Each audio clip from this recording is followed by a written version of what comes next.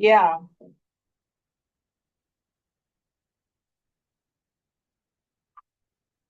Hello, everybody. Um, Good afternoon to everybody. I'm speaking from Lagos, and I'll quickly introduce myself. I am Olayinka Nahoro. I am the Country Festival Director for Nigeria of the Global South Arts in Health Week. And this is the launch of the Nigerian Pavilion. This eco conference is the start of a week that we have had planned different creative and health engagements in different parts of Nigeria as a whole. I am the leader of a team of 14 formidable individuals. I can't begin to shout. They've just been amazing. So the notion about this particular eco conference, why eco conference? The Global South Arts in Health Week has thematic areas. And under the thematic area of environmental, mental, and physical well-being, we decided to put this together because it is an urgent call for something to be done about our environment as it affects our lives. So I want to read quickly. The overall goal of it is to raise urgent awareness about the effects of ongoing environmental and degradation on our mental, physical, and overall well-being, and ways to improve our actions. It will explore also how the arts can play a vital role in fostering this awareness by helping drive policy change and advocating for safer, more sustainable practices, and to help mitigate further ecological damage. So this is the whole overarching goal of this eco conference. You will see that we have a wide variety of speakers, topics. We also have some short films, but I don't want to say too much. I also want to introduce you to my co-host, Dr. Oritoke Okeowo, sorry, getting pronunciations wrong, but yeah, hi. She's going to be co-hosting with me. You're very welcome, Doctor. I call her my sis. We're also arts and global arts in medicine fellows. So without much ado, I want to hand over to you the mic to our founder, Dr. Kunle Adewale. He is the brain behind this, and he's going to explain more about it. Thank you very much.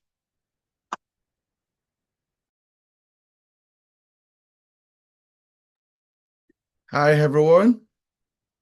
Very excited to join all of you today from England. My name is Kunle Adewale, and very impressed with the work the team has done so far. I really want to appreciate all of the team members who have worked so hard, despite the challenges that that has been happening here and there. And I also want to welcome all of you, Honorable Commissioner from Oyo State, also Mr. Desmond Majek, and other incredible speakers who are here today. Today is such a glorious day because, again, I believe very strongly since the beginning of this year, the team has really been working so hard to ensure that we're able to come up with the Global South Nigerian Pavilion. And this is just one pavilion out of several pavilions we've had this year, from Ghana Pavilion to Uganda Pavilion to Syria Pavilion to Pakistan Pavilion to Brazil Pavilion, and many pavilions happening around the world. We all know that the role of arts, in our well-being and also in our daily life is very, very important. And most importantly, thinking about the role of creativity in the environment and also thinking about all of the climate crisis that we have been experiencing, and but also to be aware of what is our role, being part of this ecosystem as people, but also thinking about the benefits of nature in our well-being, on our, in our daily lives, and how do we move forward collectively in, bringing in policymakers and bringing in other professionals who are also part of this conversation, and how do we move forward as a collective as well. So, but I'm not going to be saying much today because, again, I'm not the keynote speaker, right? So I want to ensure that the professionals in the field are able to really share more, and also really excited about the themes again that has really documented the reality of climate change and crisis, and how theme making has been used as a tool for being able to convey, the impact of climate change, in the environment, and what can we do as people, right? So, but I want to say again, very big thank you again for all of you for joining us on this Sunday afternoon, from different parts of the country, Nigeria, but also for people who are also joining us from different parts of the world as well. But I hope you all have a great time in this place today. I hope you all have all the resources you need in terms of knowledge, in terms of skills, in terms of creative processes that can really help your mental health, your well-being, and how this can continue to support your quality of life, and how you can even make use of some of these conversations or some of the things that will be shared here today to support, again, maybe your family members, your self-care, your community members, or whatever population you work with. And I hope that at the end of the day, we realize that we're part of the ecosystem called nature, and we all have the duty, the responsibility to protect nature from destructions, from degradation, and also from pollution. And in so doing, a safe world that is being, by consequence of positive actions, and also the involvement of every one of us in terms of the role that we play in that, and how that mutually benefits all of us as we continue to journey on this planet. So I want to say a very big thank you to the festival director for the opportunity to share with all of you today. I hope you have a great time. Thank you so much, everyone. Thank you so much, Mr. Kunle. You are the inspiration. Please, Dr. Orit, okay, she's there. Could you make her co-host? Are you there? Are you back? Yeah.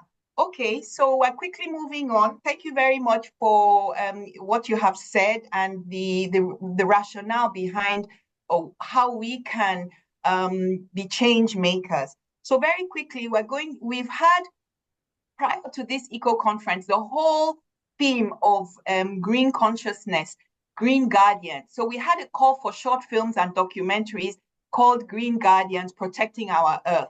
It was a call for short films, documentaries. There were going to be 3 winners. I believe we have them on board, and we have our 3 winners. And from the first one, I want to share the film that he created.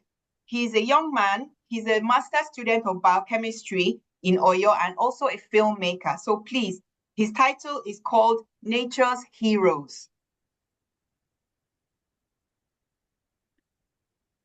Yeah, I will kindly ask Dr. Majek to stop sharing his screen so that to enable us to be able to do our job from the end here. So because his screen is up on the screen, and then we can't share anything now. Can you ask him to stop sharing his screen, please? Okay, yeah. Okay, good. Thank you so much for that. Wonderful.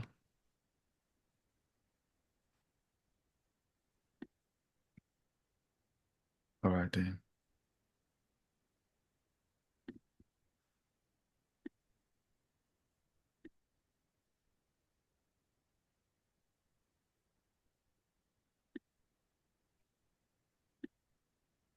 Not this one, sir.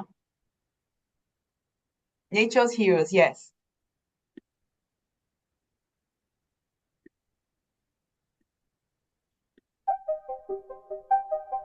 We live in a world where everything is connected, where the things we do or fail to do have consequences. In Nigeria, this connection is painfully clear when it comes to pollution. What we put into the air, into the water, and into the ground doesn't just disappear. It comes back to us, in our lungs, in our minds, in our very way of life. Whether you take a drive through the busy streets of Lagos or watch news of illegal oil refineries in Niger Delta, the signs are everywhere. Thick black smoke billowing from open fires, clogged drains filled with waste, and rivers so polluted that fish are no longer safe to eat. This is the pollution that we see. But there's really much more that we don't see. The toxins that we breathe in without realizing, the chemicals that seep into the waters that we drink. It's all around us, quietly but steadily impacting the health of every Nigerian. Because of air pollution, the simple act of breathing contributes to 7 million deaths a year. Clean air is now a human right. World leaders have gathered at summits and launched ambitious programs to address the mounting pollution crisis. Policies have been crafted and the shift towards clean energy has been heavily advocated. While these global efforts are commendable, the reality is that many nations, particularly those with limited resources, face significant hurdles in implementing such large-scale changes. In our search for solutions, we often overlook one of the most accessible and powerful allies in the fight against pollution: trees. The very trees we walk past every day, the ones too often cut down for firewood or cleared to make way for towering buildings, are nature's most effective defense against pollution. Trees act as natural air purifiers, absorbing harmful pollutants such as carbon dioxide, while releasing clean oxygen into the atmosphere. Their roots prevent soil erosion, and their vast canopies offer cooling shade, reducing urban heat, a problem increasingly exacerbated by climate change. But the value of trees goes beyond air purification. They are fundamental to our health, both physically and mentally. Research shows that exposure to trees and nature can significantly reduce stress levels, lower anxiety, and foster a sense of peace. There's even evidence that viewing trees from a hospital window can speed up recovery times for patients. In addition to these health benefits, trees and plants can heal the environment in ways we are only beginning to fully appreciate. One remarkable example is phytoremediation.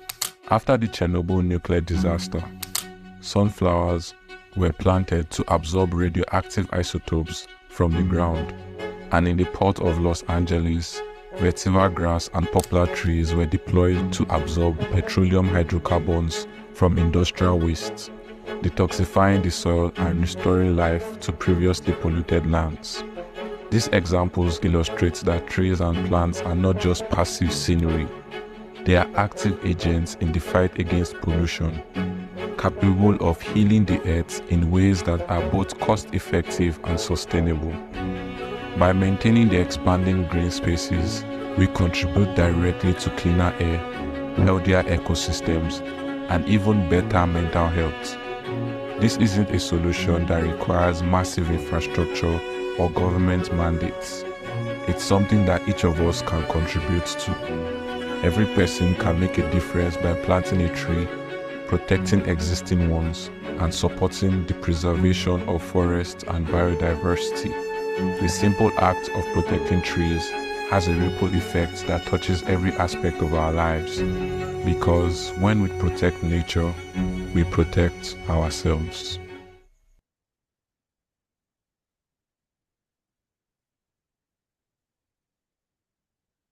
Wow. Wow. When we protect nature, we protect ourselves. I would want us to please, the King, Ibileye, if you're here, 20 seconds on your inspiration for that before we get to our keynote speaker, Mr. Majeko Dumi. King, are you here?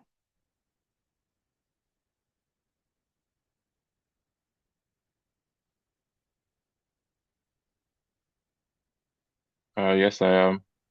Okay, quickly, Good that afternoon. we can just, your inspiration. Introduce yourself. Sorry, I forgot your name. Okay, good afternoon. I'm King Ibile, a student of biochemistry from University of Ibadan.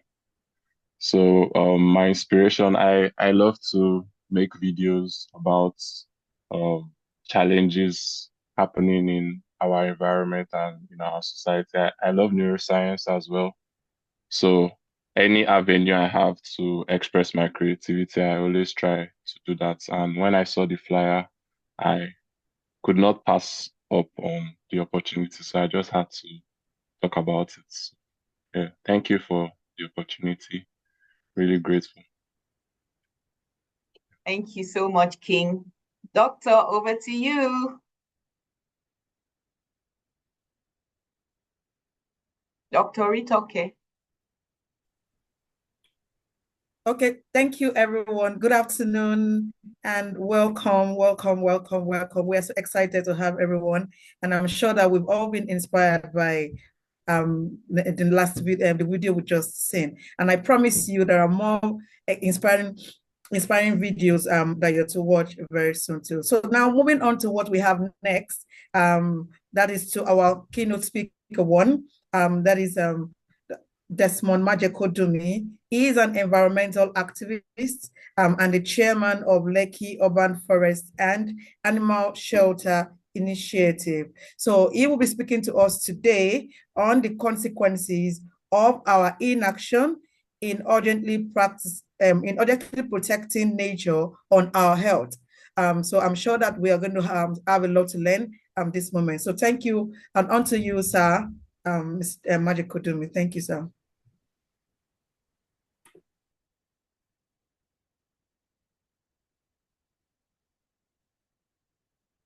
Please unmute, sir. We can't hear you. Please unmute.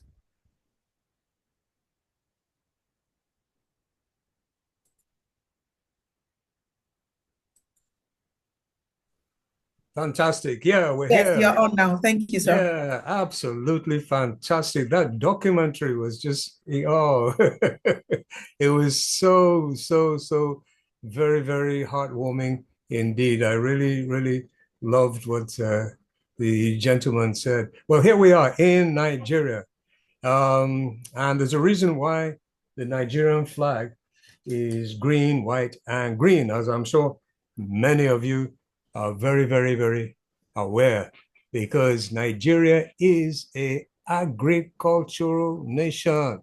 That is actually where our whole economy was based, and that's what our fathers and forefathers have been doing for centuries upon centuries upon centuries, until recently, about almost 80 odd years ago, when the black gold was discovered under the soil. And yes, the oil came out and poured out and poured out.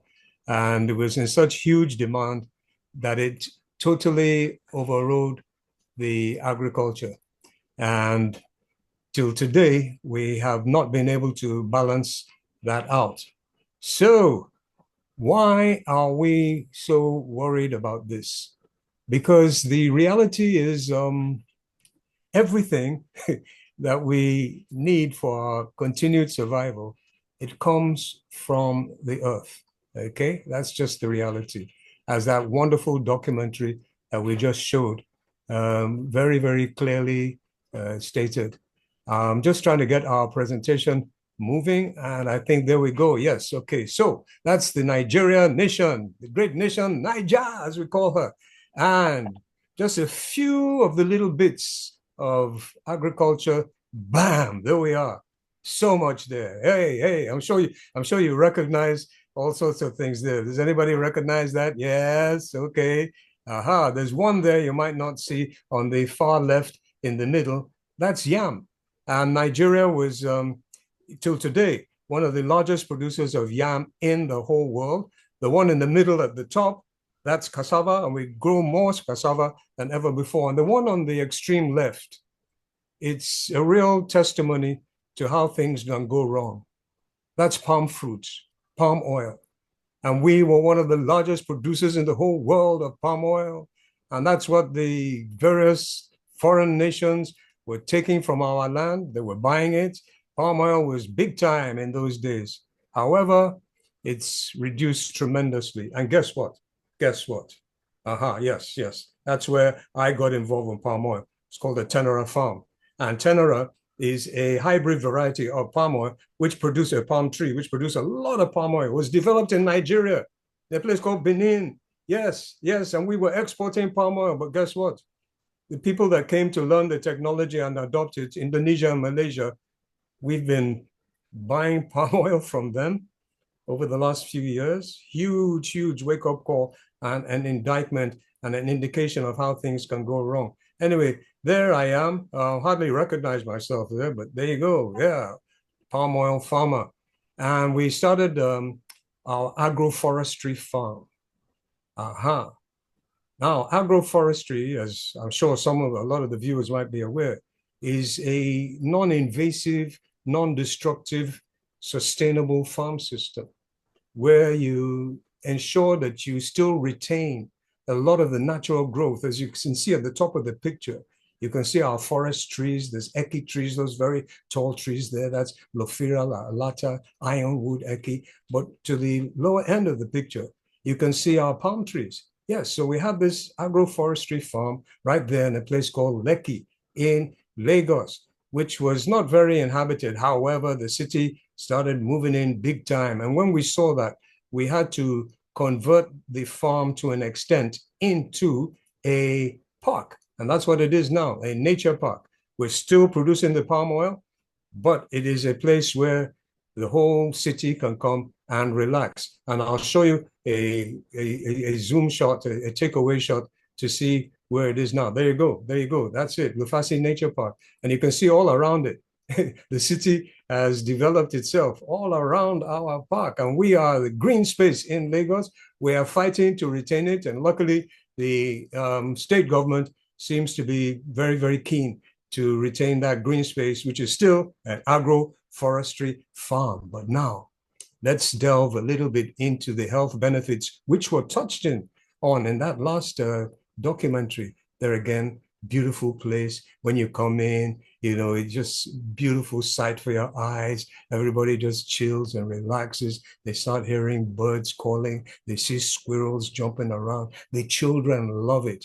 In fact, the biggest problem that parents have is when they bring their children. Children don't want to leave, but we do have a closing time.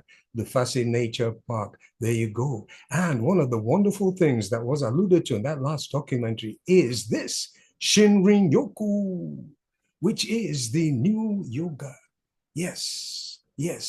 When people come into the forest, it does wonderful, wonderful things for them. This is just a few of them. It's a Japanese term, immerse in forest atmosphere. It is wonderful. And that's just a write-up of a few of the things. Bathing in the forest atmosphere, it does so much. You go in with all your senses, and all your senses are touched. And it immediately starts to have a positive effect, reducing your blood pressure. It also includes reduction, really, of hostility and depression. It is good for the physiological and the psychological health. It decreases fatigue, anxiety, and confusion. It is wonderful. It really, really is just a great place to go. I go every day and I love it. I never want to leave, but I have to. And you see, there's a substance in the atmosphere that is called phytoncide. And it's something that the trees give off to protect themselves from microbial infection. But it also does a wonderful thing for the human metabolism. It reduces saliva, cortisol levels, and prefrontal cerebral activity, blood pressure. Basically, it's just wonderful for your health. It's one of the most popular areas in the park. And, people just hang out there. They don't want to leave. It's just, so refreshing for them. So we're trying to encourage a lot more of these green urban spaces in the Nigerian territory so that people can have a good, healthy experience. However, pam, padam, pam, oh, ho, This is a very recent flood in Nigeria, inundated this community totally, totally. Not a very healthy situation to be in. Physically, if you survive, which thank God a lot of them did, but psychologically, what a trauma, what a trauma.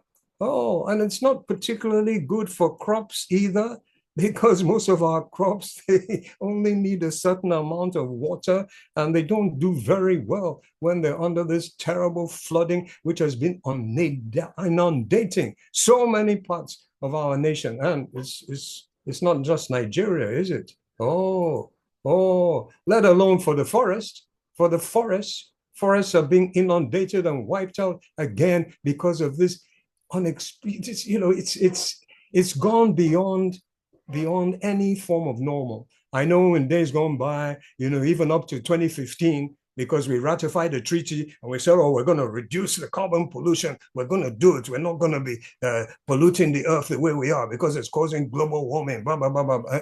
2015. And guess what? By 2023, it had never been so high because forests also were wiped out. As our wonderful documentary alluded to, the beauty of what the forests can do. It pains me. This is our coastal area. Not only is the global warming aggravating the wiping out of the forest, it's tearing up our coastline. And it pains me so much because way back in my more youthful days, we used to do concerts at the beach there. You can see the trees in the background where we were promoting, looking after nature way back in those days. Yeah. Even had a bit of rap songs, But anyway, this is not time for rapping. Oh, by the way, I was actually classified as the only white Gen Z when I gave a lecture at the University of Lagos because I rapped to them. But let's go on. It was so painful. Look at our coast. All those trees that you saw, they're gone, totally wiped out. Massive erosion, unprecedented erosion, which is, again, one of the classic symptoms of this climate change. Come on, it's basic physics. You add heat to water, the water expands, and it gives it more energy, so you have far stronger waves. Oh, yeah, and by the way, the ice caps are melting, so the water is also rising because of that. And yet, 2015, we agreed. 2020, it was never as high as it's been. Whoa, my people, we need to get deep into this because there's a timeline for it. And guess what? Oh, guess what? Yeah. We've seen it. But guess what? Yeah. Now, it's not just the floods. It's not just the floods. This thing is giving us fires that is burning off the forests, wonderful, wonderful forests that have been playing this incredible, beautiful role of sequestering the CO2. And we're burning them off because it's profitable. Come on, we gotta make the money. We gotta make the money. Yeah, well, we gotta wake up to certain realities, which we're going to touch on now. And I just love this Secretary General. He has said it. Point of no return. Point of no return. Hello, it's no longer over the horizon. It's in sight and hurtling towards us. He cited data. He told them, this was before 2015. Yeah, before 2015. When he told them, oh my people. Even before that, Kofi Annan, the first African Secretary General, he said, we're reaching a tipping point. And he said this when?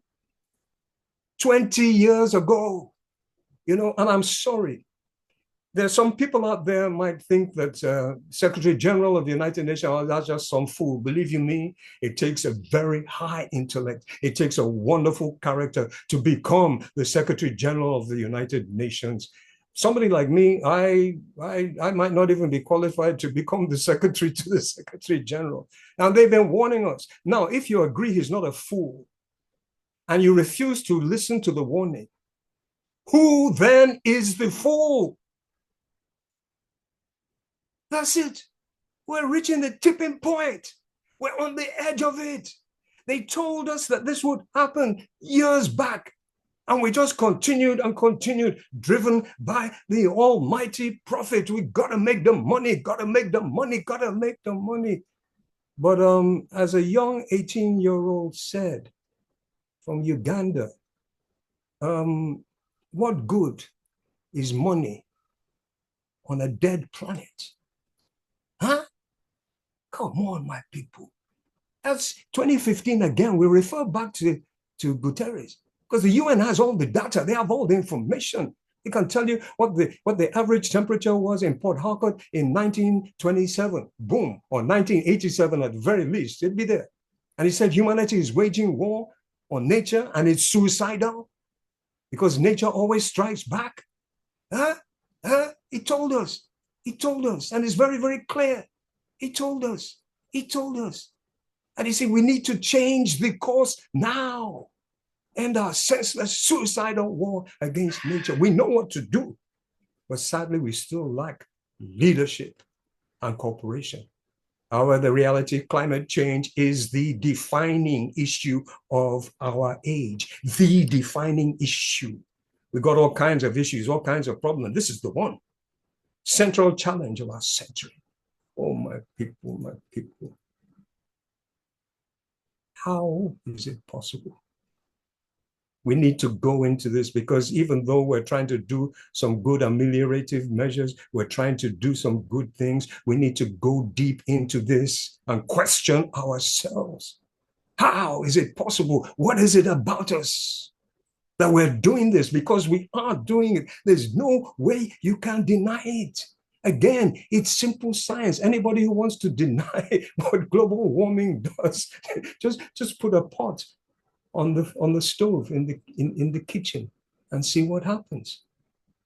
Floods, fires, come on, come on. This is a wake-up call to humanity. You see, part of the challenge is we have not really obviously been able to evolve enough to be able to use the wonderful inventions that we've been able to create.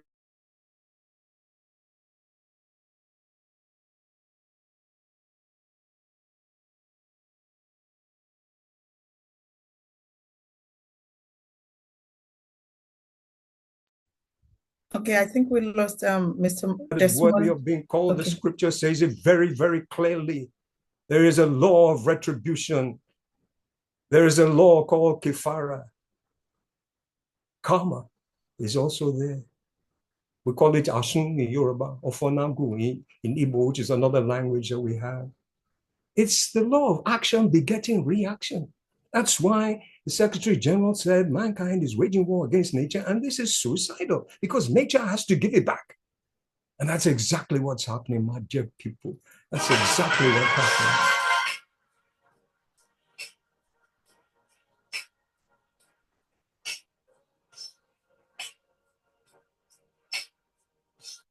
Whatever you sow,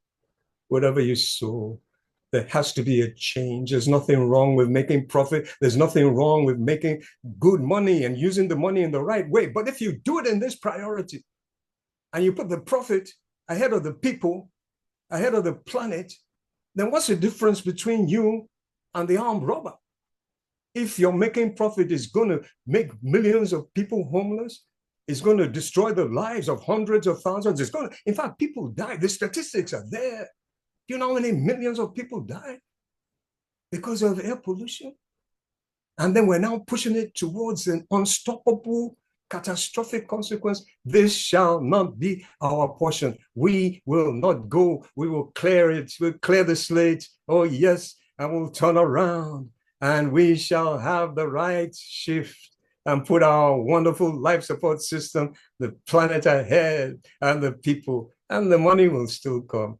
So, my dear people, that's all we want to say to you on behalf of the children, the innocent children who they don't deserve this.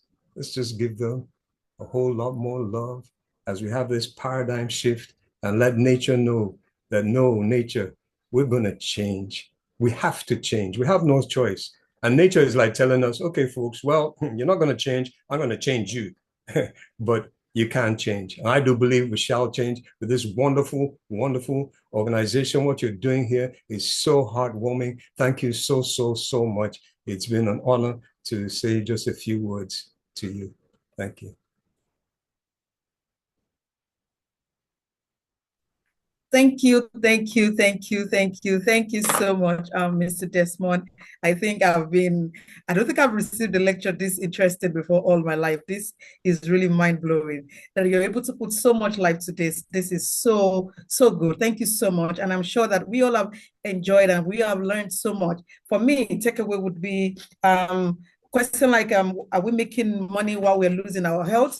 And then I like the 3 P's that you've rearranged for us, that we should go from the planet to the people before the profits. Thank you so much, sir. We are extremely honored to have you here. Thank you, thank you, thank you so much, sir. I'm sure every one of us are already thinking of ideas on how to go with the rearranged 3 P's, the planet before the people, and then the people before the profits. Thank you so much, sir. So after that, now we will be going into our second keynote, our second keynote, our second speech, or second lecture, and that would be, we are going to reshuffle a bit, and we're going to be taking the medical speaker. So the medical speaker is Dr. Priscilla Ezemelu, and she's a clinician, a researcher, and an academician in the Nigerian Institute of Medical Research, NMRI, in Lagos State, Nigeria. So today, Dr. Priscilla will be taking us on the topic, toxic environments, toxic bodies, the impact of pollution on our mental health and physical health. So Dr. Priscilla, over to you. Thank you very much for being here with us.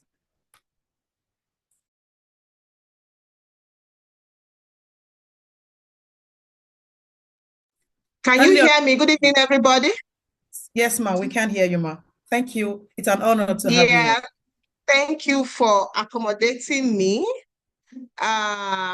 We'll talk this afternoon or evening. We'll be talking about toxic environments, toxic bodies, the impact of the environment on our health.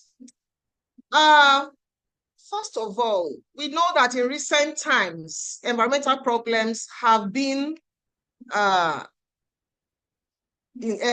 problem in terms of sorry, I need to remove something. Okay, so in recent decades, environmental problems have.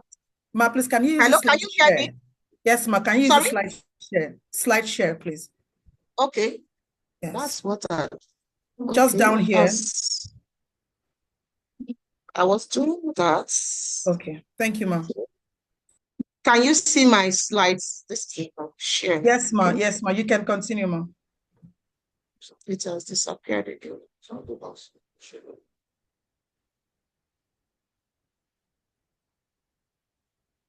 Why it's. You can continue, ma. You can continue, ma. Take it. Okay. Thank you, ma. I'm trying to get to my. Okay. Sorry. Okay. Can you see my slides now? Yes, ma. Yes, ma. Okay. So in recent decades, environmental problems have become globalized in terms of their existence and impact, as well as the socioeconomic forces that generate them. Of course, humans have always been faced with poor environmental conditions throughout history, and most of these are usually concerning air pollution,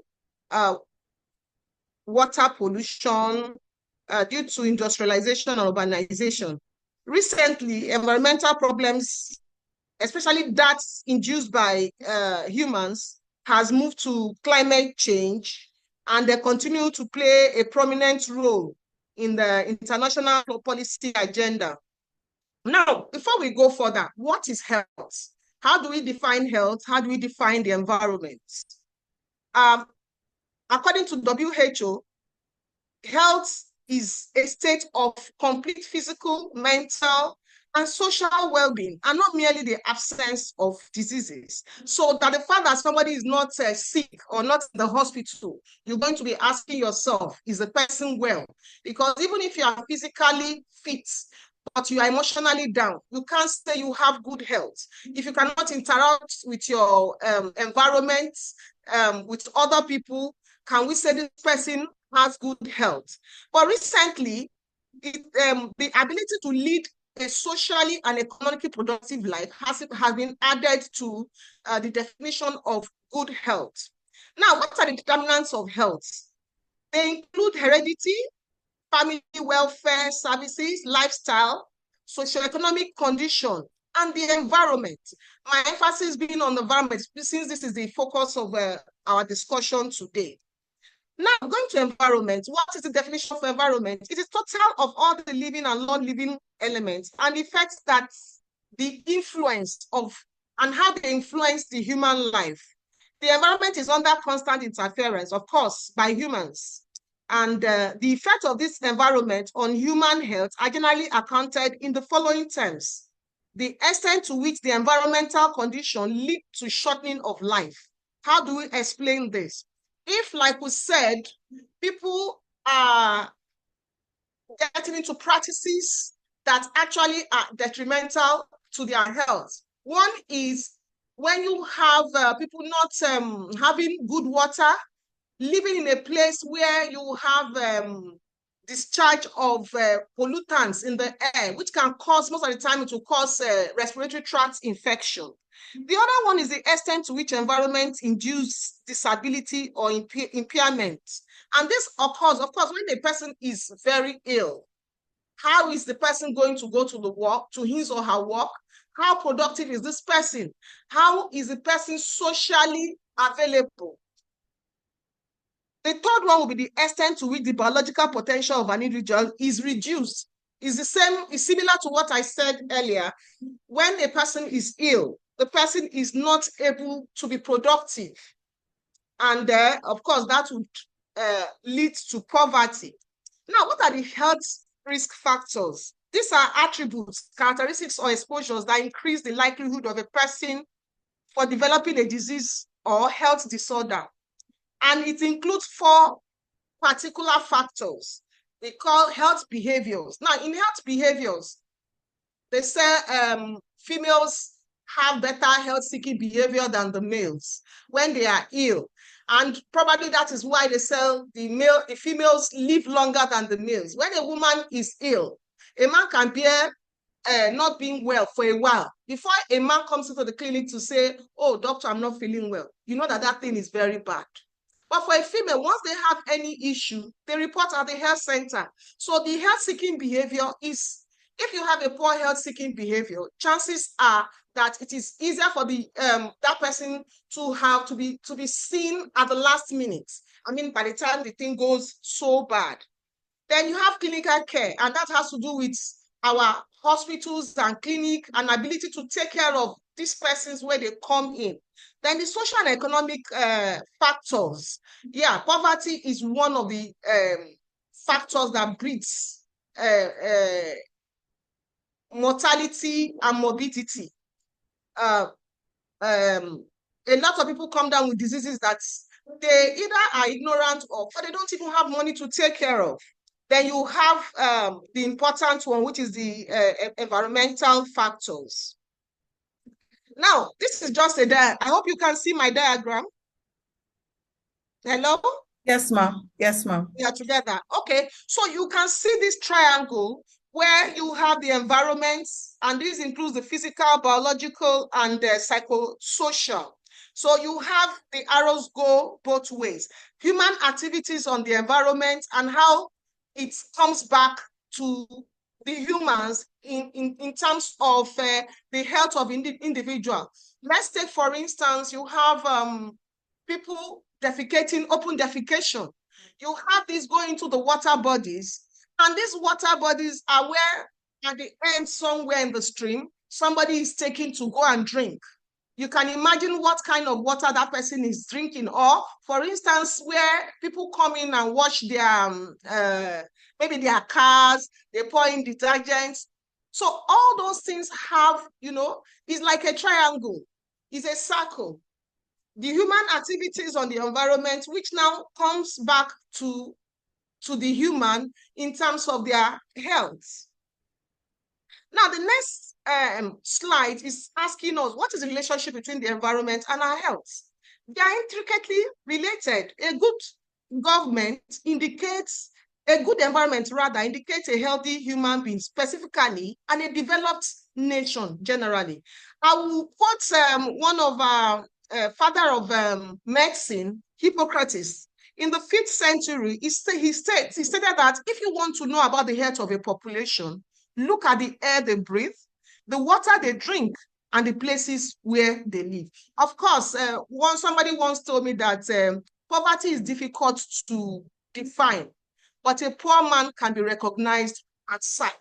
So just like Hippocrates said, if you want to know how well someone is living, you need to look at the environment of that person, and that will tell you a whole lot. Now, what are the major environmental problems that we have? We have overpopulation, and that is not surprising. Industrialization, stroke urbanization, degradation of natural resources, and loss of biodiversity, global warming, climate change, depletion of the ozone layer by greenhouse gases. Then the most important for me for this presentation will be pollution, whether it is through the air, water, solid waste, noise, radiation. It's a problem. Now, this slide is showing us how overpopulation can be detrimental to health, and it is an environmental problem. You can see that when there's population explosion, which is one of the problems of the environment, there is poverty, there is over-exploitation of the resources, and there is degradation of the environment because there's pressure on the available resources, causing a whole lot of problems. You have spread of diseases because with this kind of population, you have people not being able to take care of themselves. Like in a family where you have maybe seven people, mother and father, 5 children living in a room. When there is a disease like measles or something like TB, I can assure you that the spread is faster because there is no space. And that is how overpopulation can be a problem for the environment. Now, talk about industrialization and urbanization. Of course, this adversely affects the ecological balance, and it is due to this pressure on the resources. There will be increase in deforestation and environmental pollution. Everybody is trying to, get the best out of the environment. Most cities in sub-Saharan Africa are overpopulated. Of course, we are not far from it. We're talking about Lagos. You can tell that Lagos is overpopulated. And this leads to deterioration of the quality of life. And of course, there's pressure on the whatever amenities that are available, from health services to healthcare workers, water, and like I said before, there's flourishing of communicable and non-communicable diseases. Now, you talk of the degradation of the natural resources. Of course, this also adversely affects the quality of human life. And just like I said before, there is deforestation and biodiversity loss. And biodiversity is essential for maintaining the basic life supporting processes. I'm just going to be touching on this because my main focus today is looking at pollution. But I just want us to know how this also affects human health and the quality of life. And like I said earlier, we're not talking about just the physical health. We're also talking about the mental health. And all this is what, when put together, makes a whole, when we discuss well-being. This all encompasses everything that makes someone, you can say an individual is living healthy. Now, climate change, which is a long-term alteration of temperature and physical weather pattern in a place. So, of course, usually we alternate between the use of climate change and then global warming. First of all, say that climate change refers to the way the weather of a particular location on the planet, how it has changed over time. And what are the causes of this climate change? We have volcanic eruption and greenhouse gases. Greenhouse gases are usually produced from, burning fossil, emission from industries, you have carbon monoxide, carbon dioxide, and all these are available in areas where you have both urbanization and industrialization, and it is worsened by overpopulation. You can see that all these are interwoven. Then climate change is what leads to global warming, and this is because of global warming, which is a rise in the temperature of the Earth, leading to shrinking of the ice sheets. This ice mass in Greenland and Antarctica has decreased because we know of the recent the hurricane that happened in Florida recently, Hurricane Milton. And of course, this is attributed to this climate change. And that is how climate change can affect human life. There was a lot of destruction, flood, both for humans and animals and plants.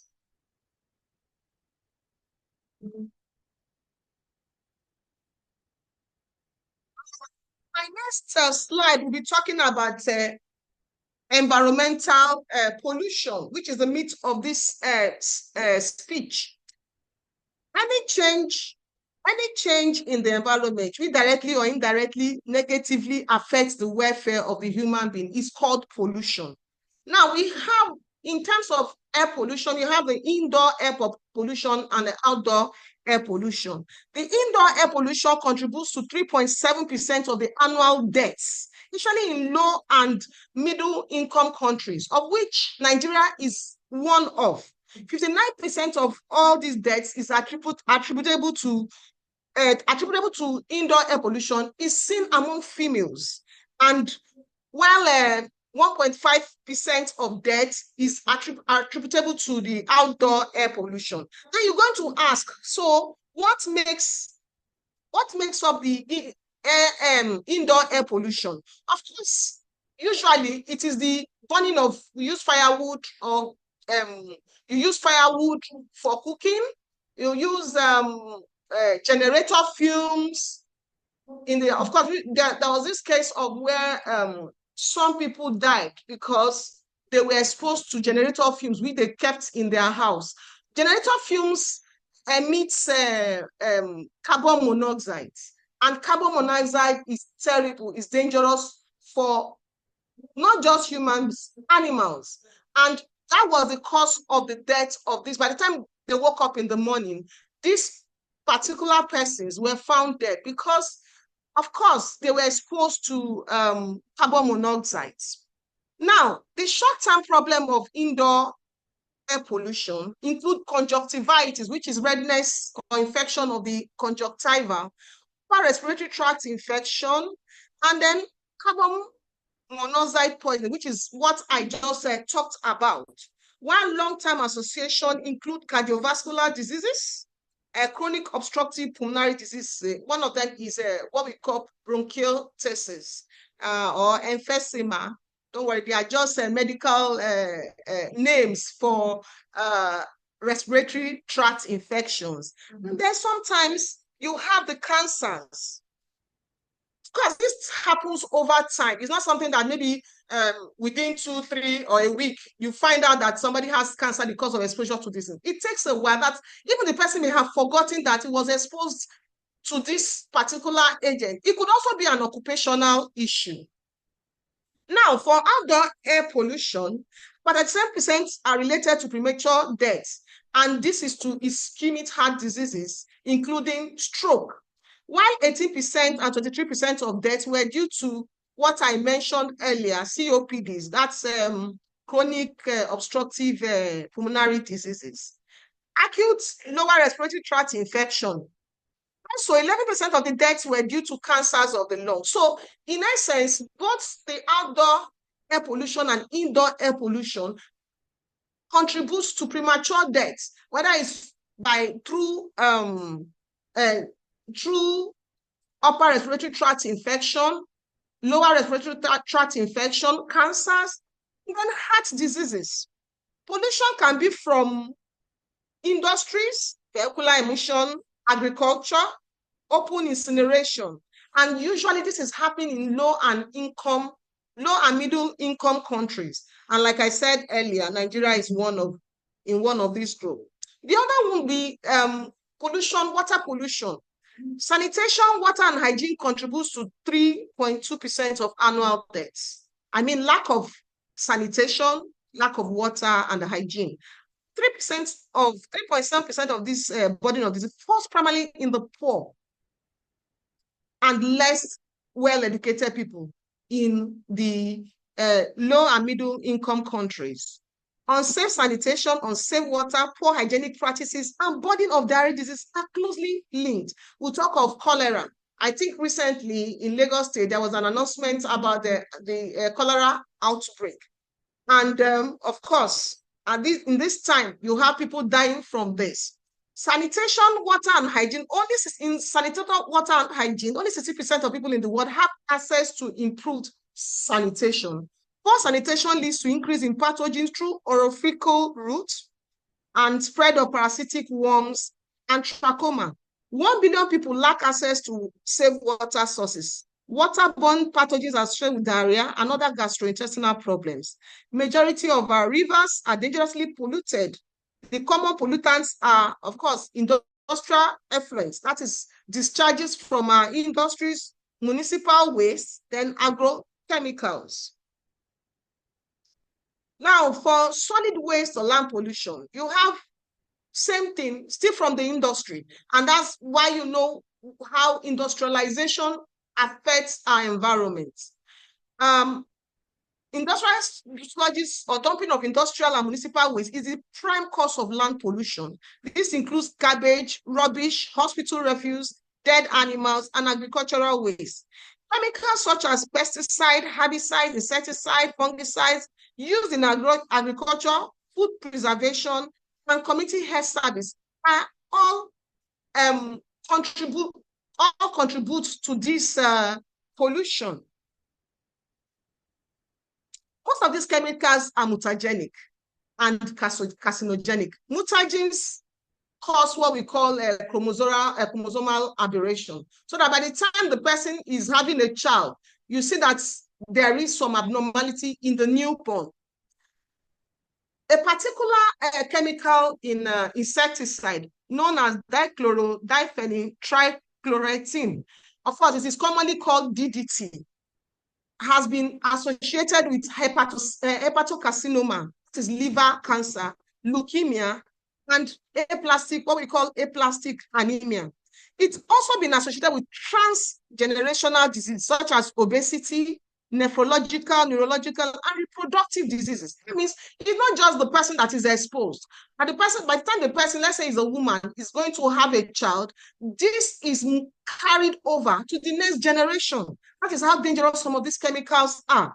While malathion and organophosphate insecticide have been implicated in respiratory diseases. Yes, most of these chemicals I'm talking about are in our insecticide. So while we are trying to kill our mosquitoes so that we don't have malaria, we're also killing ourselves and killing the organisms in the environment. Now, we'll talk about noise pollution. Of course, noise is an unwanted or disturbing sound. It's measured in decibel, and the normal safe level is 70 decibel. It is present both on land and under the sea, affects the health and well-being of humans and organisms. From traffic noise, of course, the blaring, Lagos is a popular place where you hear this noise, have noise pollution. From churches or mosques with their big megaphones to the vehicles that blare their horns anyhow, and then you have clubs and what have you. Inescapable sound can cause hearing loss and high blood pressure. Of course, I can remember a particular time where somewhere close to me, I know Lagos State government had done so much to, curb this noise pollution. We had this particular church there. You don't sleep. They start their noise from like 12 and they go until 5. In the morning, you have this banging headache because you do not have a good sleep. And of course, that is how noise pollution affects the health. By the time you are getting to your workplace, you are cranky. You are not productive. Noise from ships and human activities in the ocean is harmful to whales and dolphins. That depends on echolocation to survive. Yes, I know during the COVID era, and then people were asked to stay back at home. I remember seeing a video on TV showing dolphins around our sea, and people were saying that because everywhere was quiet, no human activities. They were just showing how these dolphins were running about, moving about, because the whole of Lagos was quiet.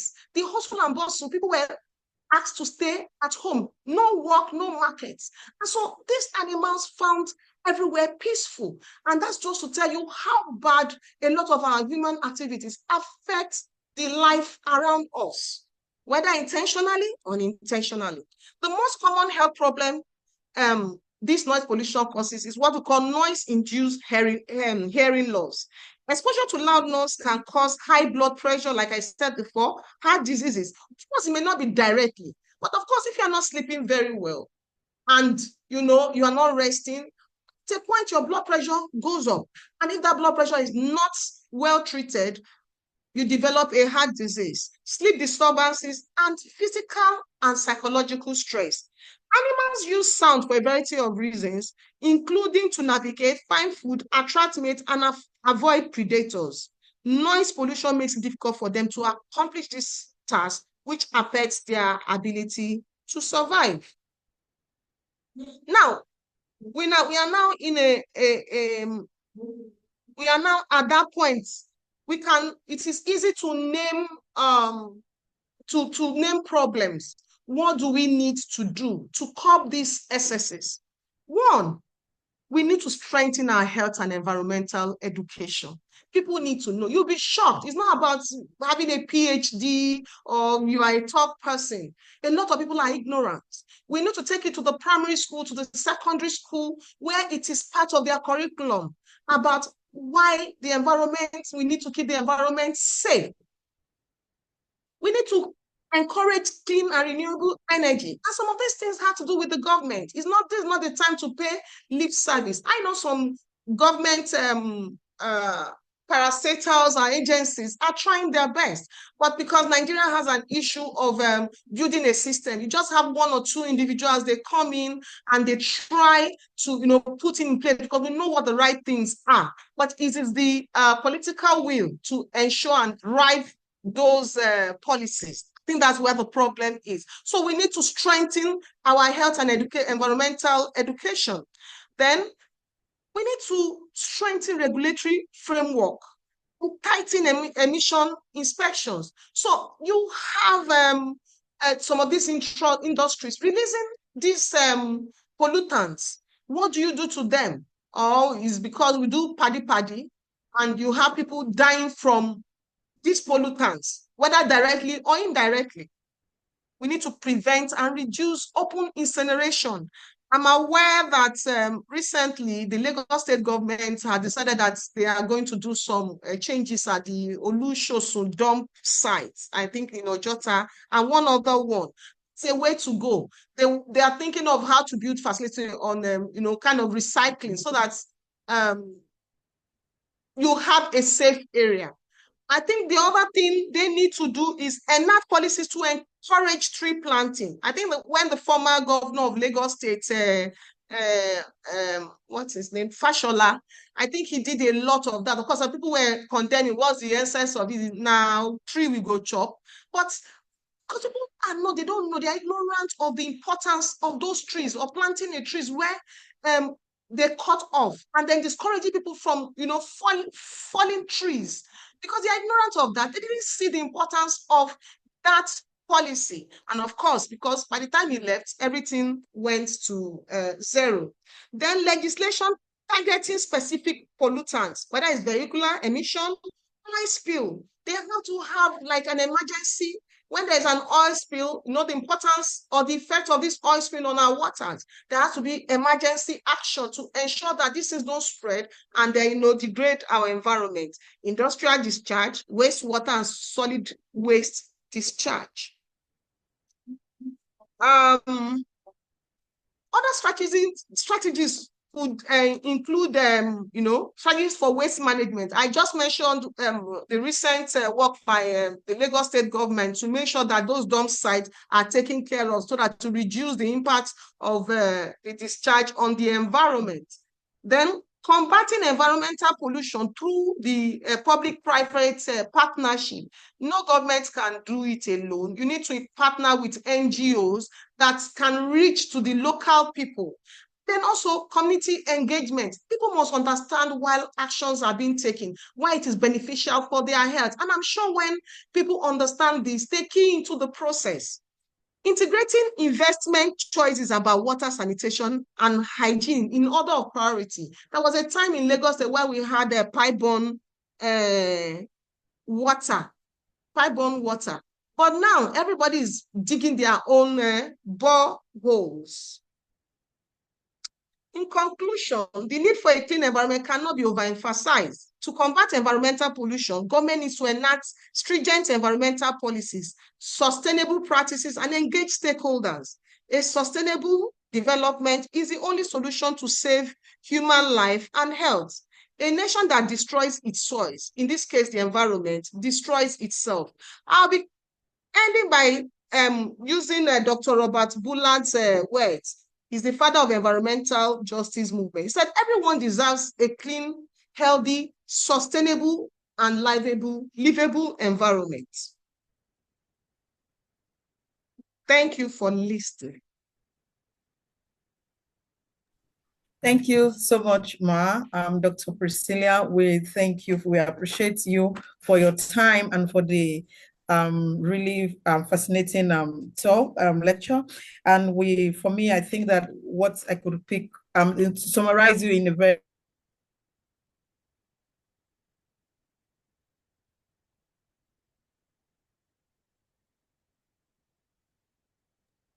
and okay, you're back. Okay.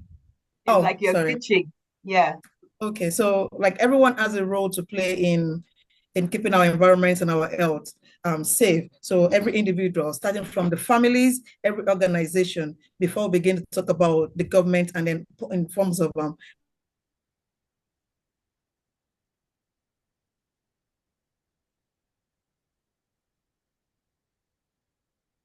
and other things they can do. Even I've learned something, we're going to that we get this right. So onto that, I'm going to be handing over to Auntie Ika to take on to the next things to do. Thank you very much. Thank you so much, Dr. Priscilla. Thank you very much. In-depth indeed, a lot to take away. So thank you so much. We're going into our next short film. And thank you very much Honorable for rescheduling this. We appreciate it. Yes, we appreciate it. Thank you so much, sir. So the next film is called Sabongeri, and it was created by a young environmental advocate. Her name is Fatima Emoshoke Oluchuk. Oh my gosh. I'm so sorry. She's also a community leader, and she's very, very keen about pollution. And so this is the other winning entry from our young Fatima.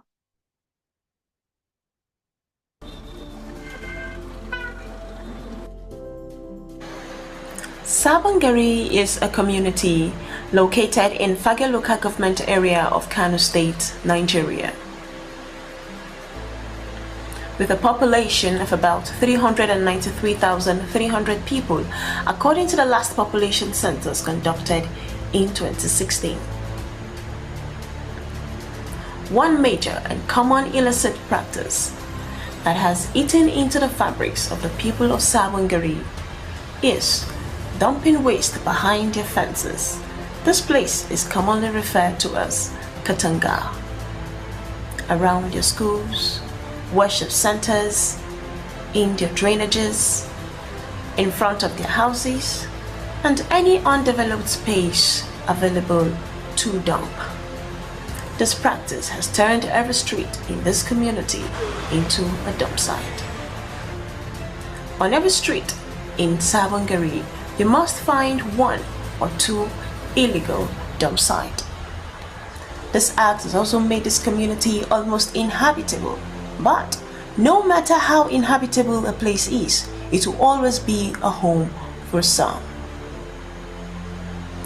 90% of the people of Sabongeri by default have no knowledge of reliable waste collection.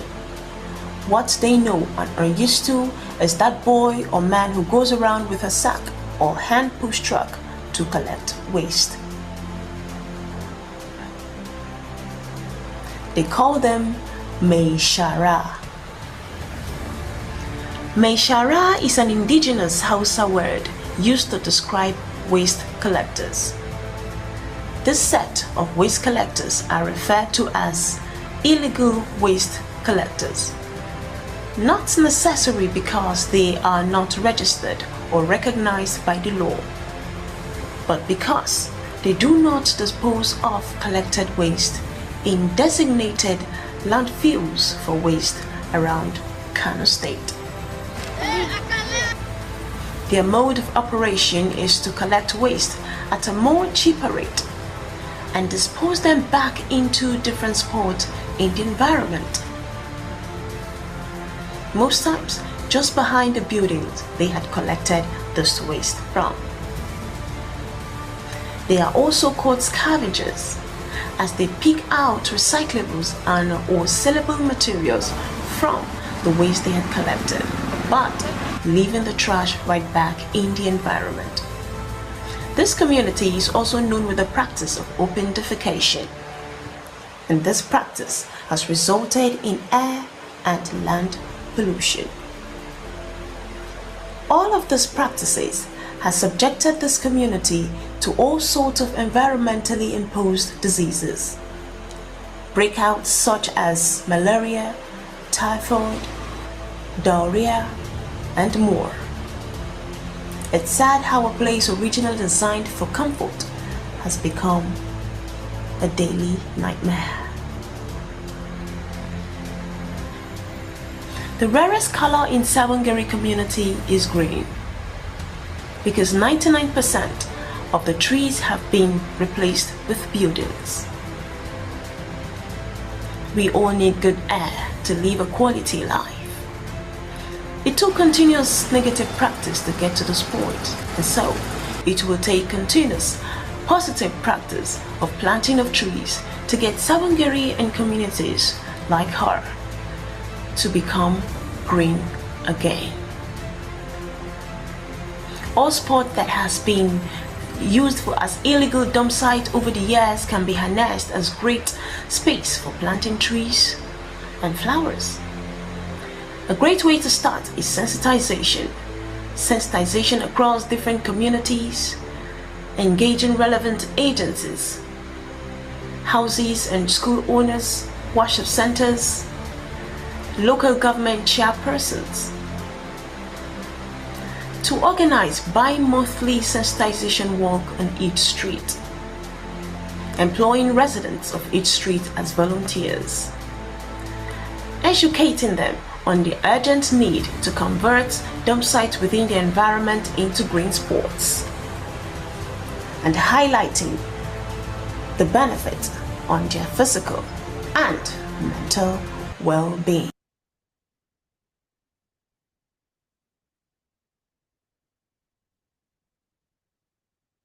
Thank you so much for that. It wasn't very pleasant to look at, but it's the reality that we all are exposed to, and it gives us food for thought actually on our own habits.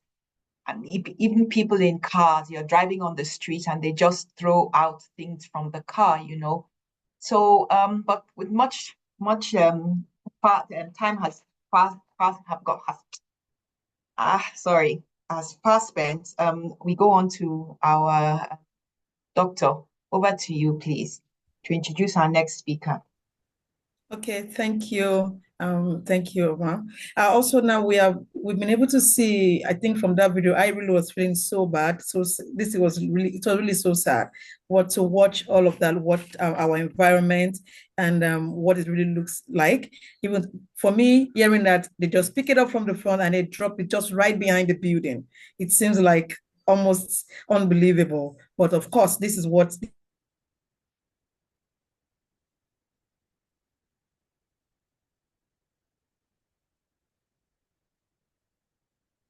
heard and read, listened to some of these problems, the problems in our environment, the pollution, cutting down trees and things like that. We'll be moving on to listen to our second keynote speaker, who is Honorable Olawale Abdulmajid Moboju Bola, who is the Honorable Commissioner for Environment and Natural Resources of Oyo State, Nigeria.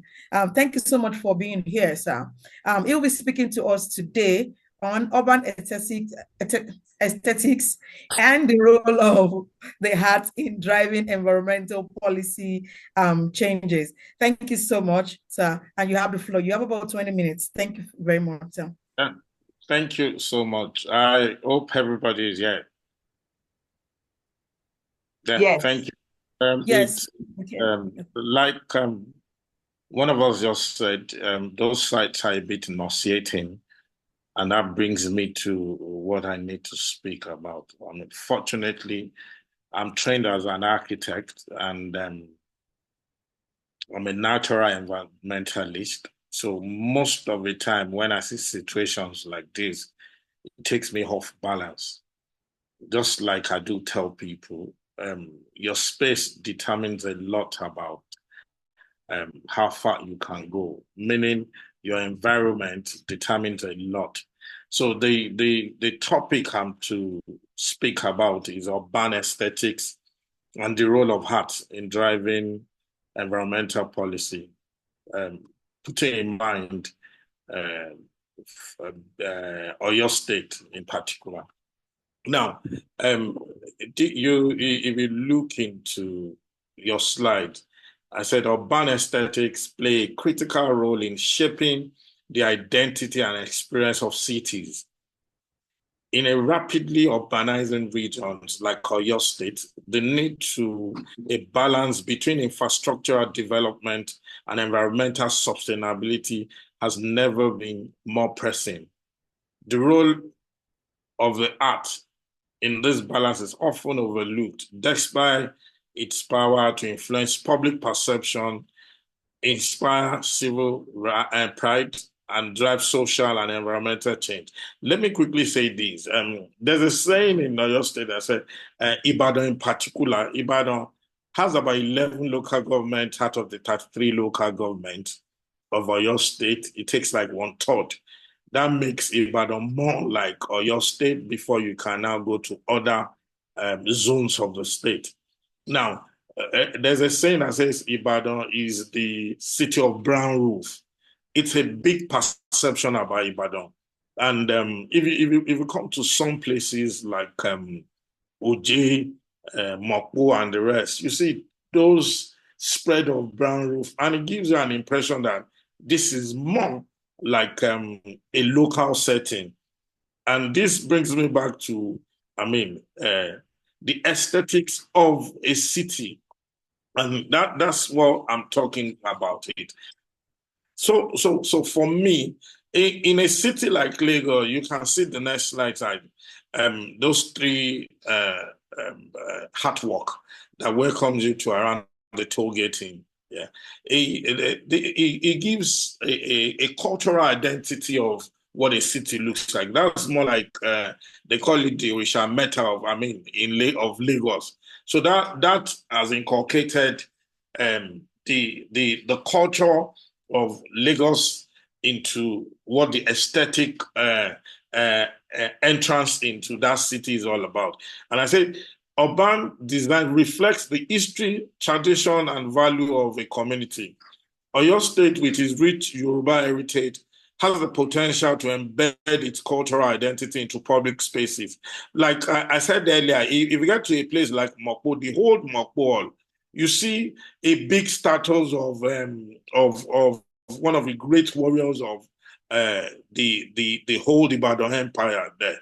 What does that speak? It speaks more of the culture of the people of that zone, which can foster a sense of pride and ownership among residents. It makes an average Ibadan man want to be proud that, okay, I'm the descendant of this warrior. Now, another thing to it is sustainability of those things. As a commissioner for environment right now, we have several roundabouts around the city of Ibadan. And what we're trying to do is like we're giving it out to corporate organizations to bring their brand out, inculcating our culture and inculcating, making sure that we have a beautiful estate for everybody coming to the city. So aesthetic choice in urban planning, such as the inclusion of green spaces, water features, and eco-friendly infrastructures, promote environmental sustainability. What do I mean by that? You find that most of all those roundabouts were branding and we're decorating. We make sure we're going green on them so that we can actually, maintain them. It could be eco-friendly. The go green thing can be portrayed more. Then we're doing there's what I said. I wrote about the public engagement, visually appealing and cultural renaissance spaces attract people. Like I know almost everybody on this platform should have heard about the Agodi Gardens, and that's one place that the government has actually put in place, even while there's an estate proposal going on around it. The whole Agodi Garden is still retained. So what are we trying to do is like to be more appealing to people and to show more of cultural renaissance with the space. And so that an average person will come to the city of Ibadan right now and say, okay, where can I go that is just like what Dr. Maja Kodumi said earlier about the Lekki resort area that he did. So Agodi Garden has a similar appeal to that. So what I'm saying in essence is like public art, moral structures, and sustainable architecture create an environment where communities can gather, engage, and discuss social issues, including environmental concerns. So for me, you can look at the whale in Taiwan, whale in love in Taiwan that is made with plastic. Those are more like waste plastic, but it's been turned into an aesthetically appealing feature structure that people go and they do go there to see it. So, then the heart as a driver for environmental policy change, promoting environmental education through cultural narratives. Oyo State's deep connection to its natural heritage provides an opportunity to use local folktales, proverbs, and traditional art forms to teach environmental values.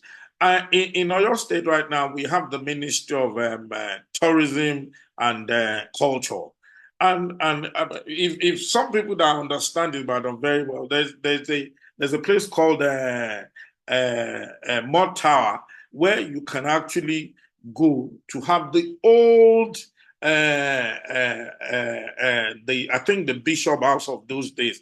Then there's the cocoa house that came into being, one of the first of its kind in those days. You understand, the first skyscraper in the Southwest. Those are appealing structures that's given, that old tradition of the heart of Oyo State and Ibadan in particular.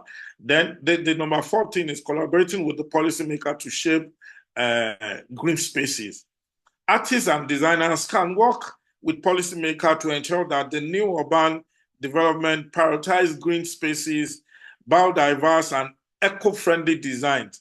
Public art can also serve as a functional element in environmental policies, for example, using structures and installations as rain water Now, another thing that I need to say about the extent of a city is if you get to Ibadan right now, or you get to cities like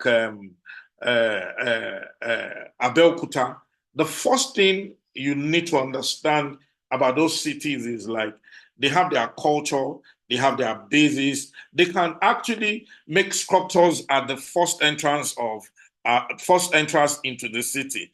That speaks largely about the extent and what that can actually do for the city in particular.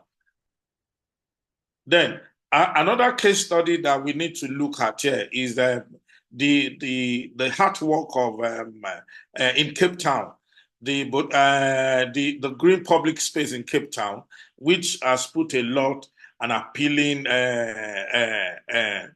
space to people to see, and also the Bogota in Colombia that's appealing to people. Now, we need to bring this down into our cities in Nigeria. The extent of a city needs to play more role, to appeal more in designing of the general appeal to people, and it makes it go really healthy. I quickly say this. The color that you put or the appeal that you push out into a city goes a long way to give the positive energy that brings the city into big functionality. We're doing a lot in Oyo State right now. We're turning, if you know the Ojo axis, and there's something where, for those of you that have come to Oyo State, particularly Ibadan, in a very long time, we're doing a lot of junction improvement. And that's unlike those days when you come to Ibadan and you look at Ibadan as well. This city, when is it going to be like a today's thing that's going to become like the metropolis town? No, so what we're doing is like we're really changing a lot of spaces we're doing a lot of junction improvement, and we're adding so much value to the city. Oyo State actually stands at a pivotal moment in its urban development by prioritizing urban aesthetics and recognizing the transformative power of art. The state can lead the way in managing cultural heritage with sustainability. Art can engage the public, inspire actions, and create a more livable, resilient, and ecological balanced urban environment. With the right policies in place, the art can become a cornerstone in driving Oyo State environmental and urban policy forward, ensuring that the future generation inherit a city that is both beautiful and sustainable. Thank you.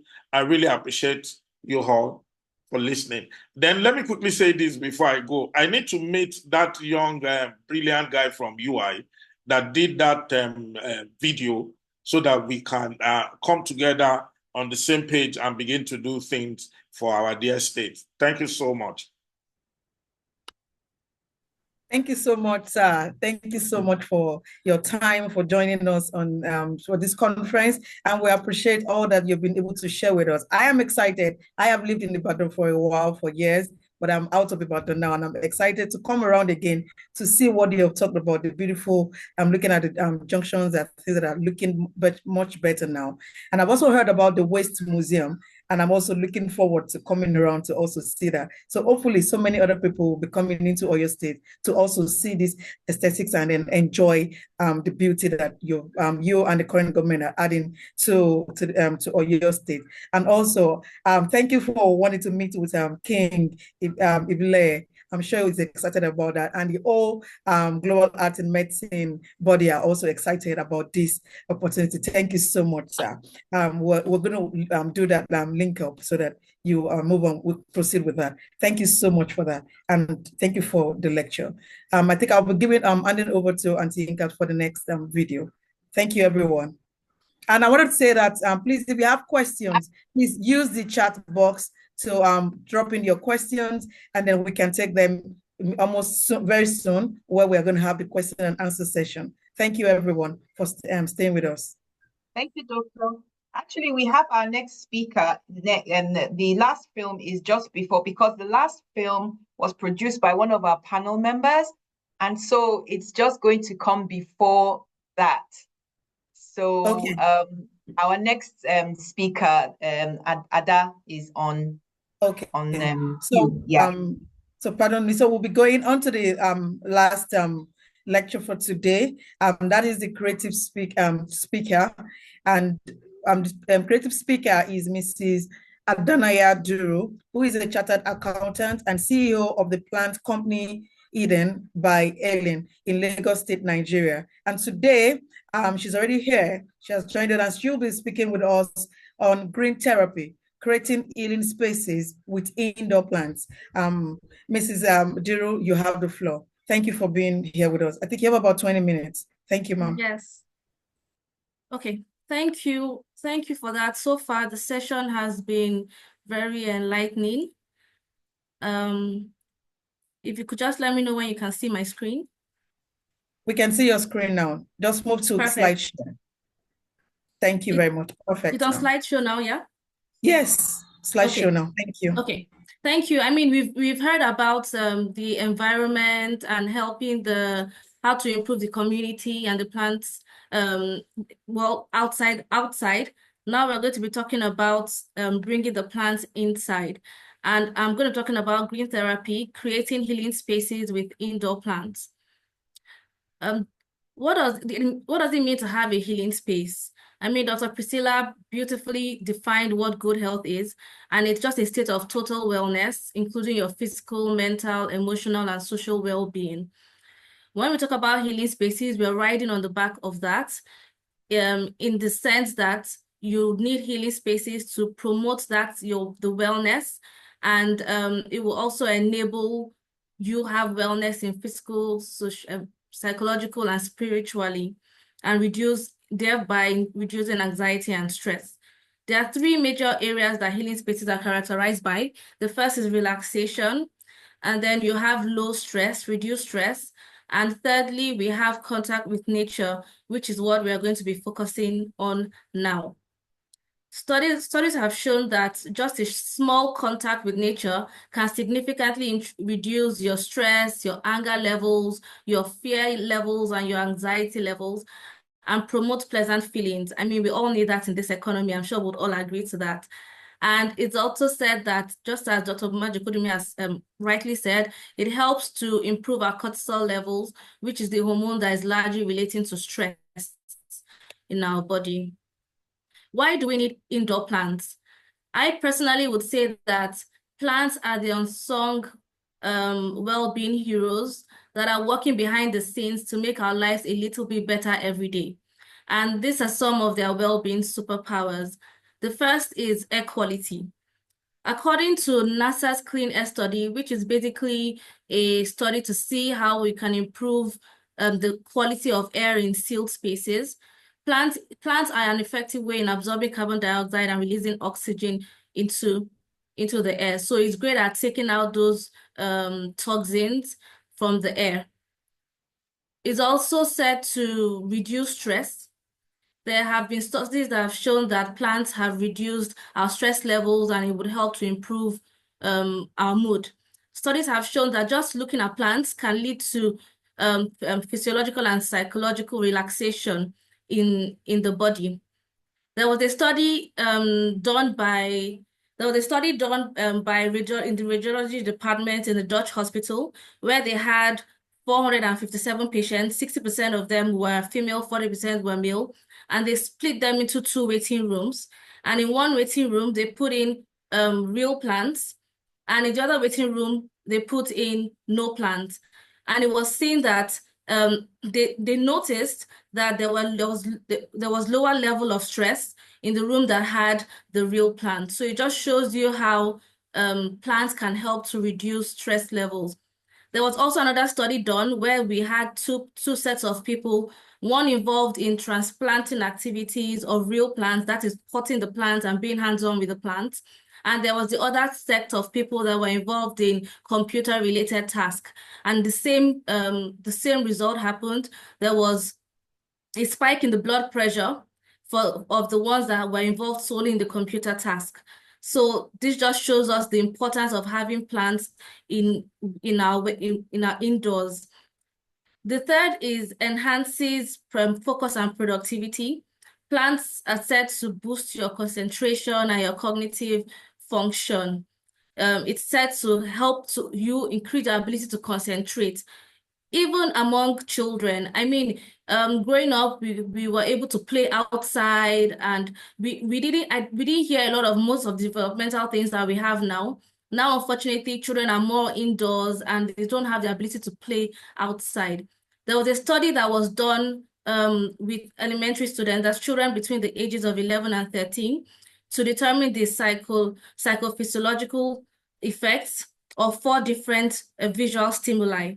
The first was an actual real plant. The second stimuli was artificial plant. The third was a picture of a plant. And the fourth was no plant.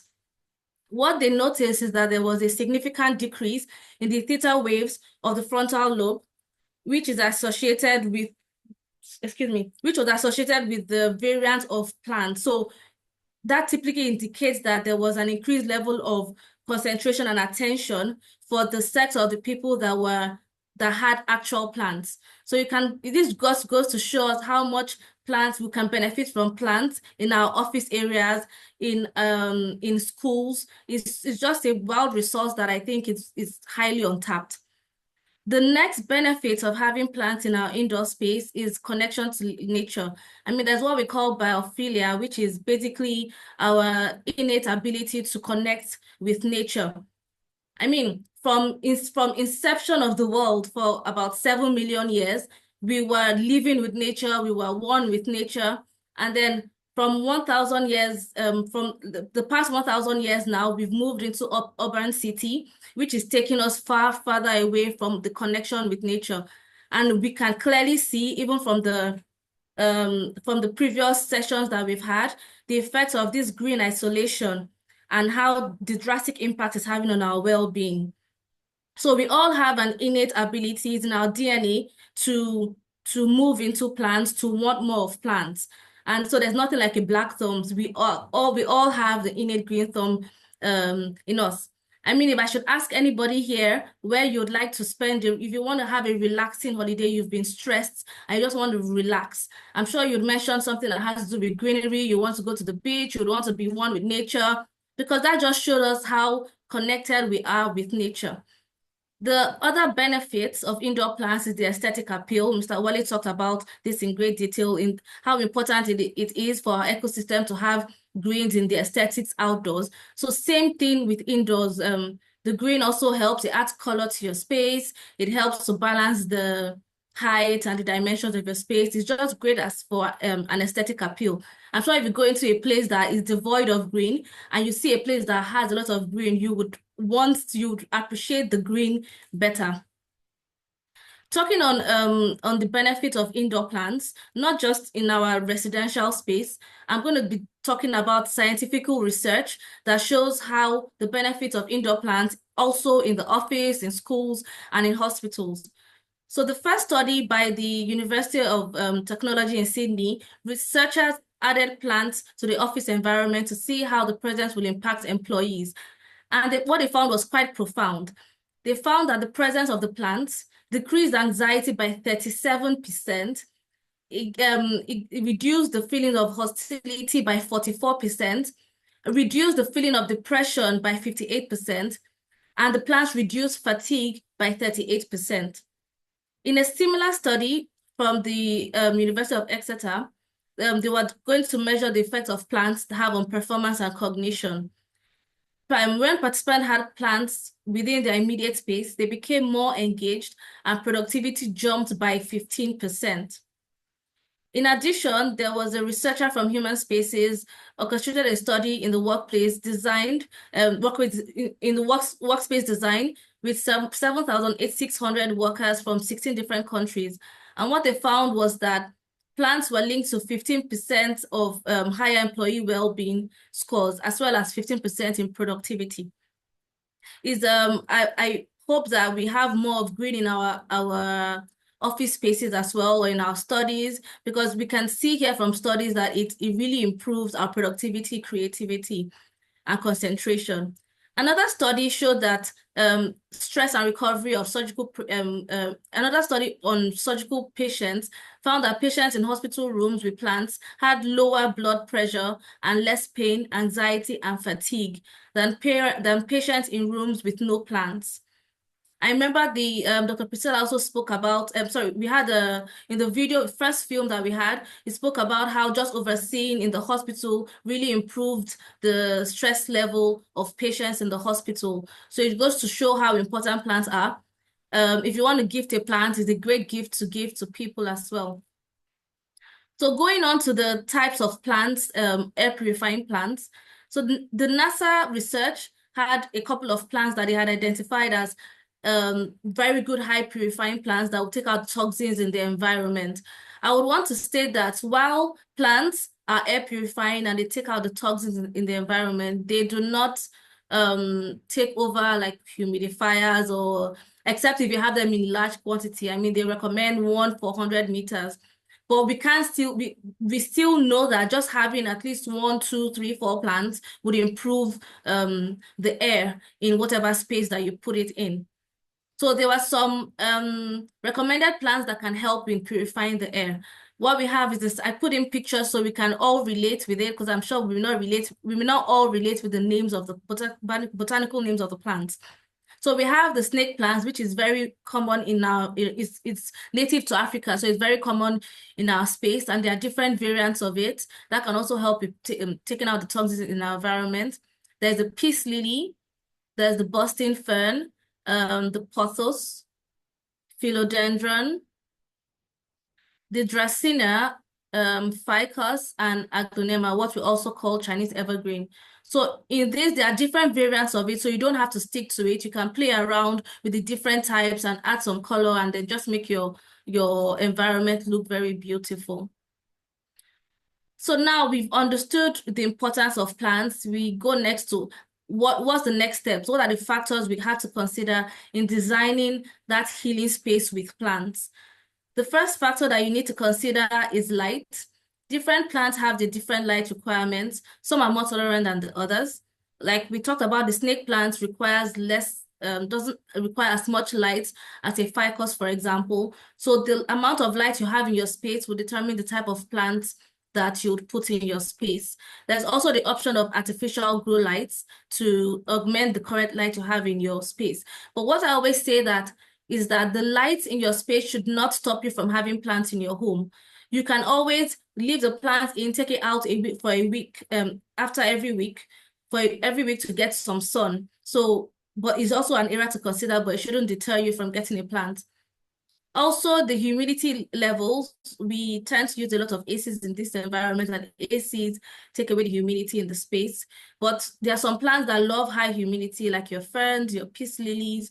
There are some that do not mind that are low humidity required, like your snake plant. So you just need to understand the humidity you have in your space and what plants would fit in that space. Your lifestyle is also another consideration you need to have. Are you a frequent traveler, or you're very busy? Or do you have more time to take care of plants? If you're a frequent traveler, there are plants that just require you to water them once a month, or it requires very minimal care, once in 2 months, actually. And there are some that require you to water them once a week. So you just need to understand your lifestyle and type of plants you would need. The soil mix is also very important, because sometimes we bring in plants from nurseries, and we tend to forget that in the nurseries, especially if the nursery is outdoor, they have lots of light, so the soil will evaporate, the water in the soil will evaporate faster. And so because of that, they tend to use a lot of a moisture retaining thick soil, so that they don't have to water as frequently. But then we take that same soil and put it indoors where we don't have as much light, and then the roots of the plants, they have root rot. So the soil mix you have your plant in is extremely important. Also, the right pot. You need to have drainage holes in your pot so they don't, the roots don't get rot from constant water. In conclusion, I would like to end by saying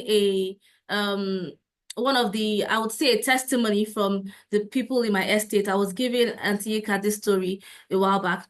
I was saying that my garden is outdoors, so I have lots of plants outdoors. And I realized that the security guard they love sitting on that place. They love it. And one time I was joking with them and I said, "You're going to start paying rent for that space." And he told me, "Madam, the air is different." So now he doesn't understand why the air is different, but he just knows that the air is different here and he likes spending time here. So if you have that kind of testimony and you have that ability outdoors, why don't you bring that in and have that air purifying indoors as well? I was also speaking to a client yesterday, and she was telling me about how she had a space that was so hot, and she just took a plant, she took a Dieffenbachia in that space, and she could feel the air from just that plant, one plant. So if you don't have a plant, you're really missing on the superpowers that your plants can bring indoors. Please bring a plant in. Anybody can own a plant. You just need to understand that there are different factors relating to it, and then also understand that there are different light requirements and all that, but we should all own a plant. Thank you. Wow, wow, wow, wow. Mr. Dada, it's very, very fascinating. Thank you for bringing that knowledge to us.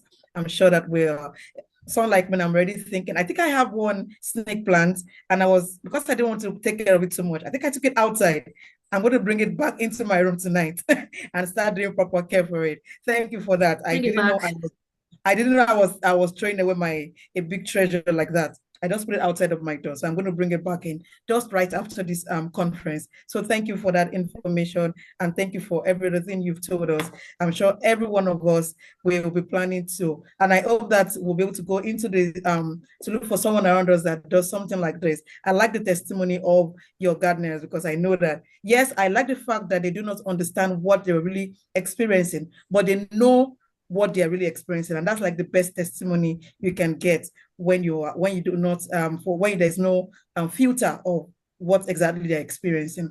Thank you so much. So I'll be handing over to Auntie Yinka for the next phase, which is for the panel. Thank you so much. Thank you, Ada. Thank you. You did more than I could ever ask for. Please put your details in the chat so that anybody can reach out to you, your handle, where you're on Instagram, and so that you could also come in. If you're in Lagos, you could curate spaces for them as well and suggest plants. There is also something I have to add, that snake plant, it helps in your bedroom, right? Because it actually helps. If you have problems sleeping, bring a snake plant into your room, into that space, because of the air purifying aspects of it. It was one of my team members. I know the effect of the snake plant, but she said, no, bring it into your room. It will help you sleep better. So am I right? Yes, right? Perfect. There are studies that show that, actually. I think about 28% more for the snake plants. It helps with relaxation and purifying as well. Yeah, so let's try that for all of us that have problems sleeping, so that we don't become dependent on medication. Thank you so much, Adana, and that was beautiful. So we are fast, and we're making good time, actually. Next thing, we are having our final film from a panel member. His name is Daniel Binchang Bako, all the way from Nasarawa. I actually wanted to say that this is a very Nigerian thing, this our eco conference, because we've had a film from Kano, from Oyo State, and now we have one from all the way from Nasarawa. So away we go with that film.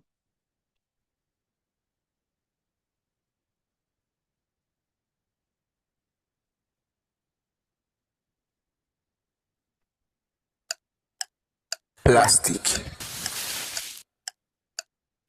Plastic. Plastic. Plastic. Is plastic. Have you ever wondered what it feels like to struggle to breathe? You struggle with everything that you have inside, but unseen forces would not let you be. Our planet suffers the same, and the solution is in the choices we make.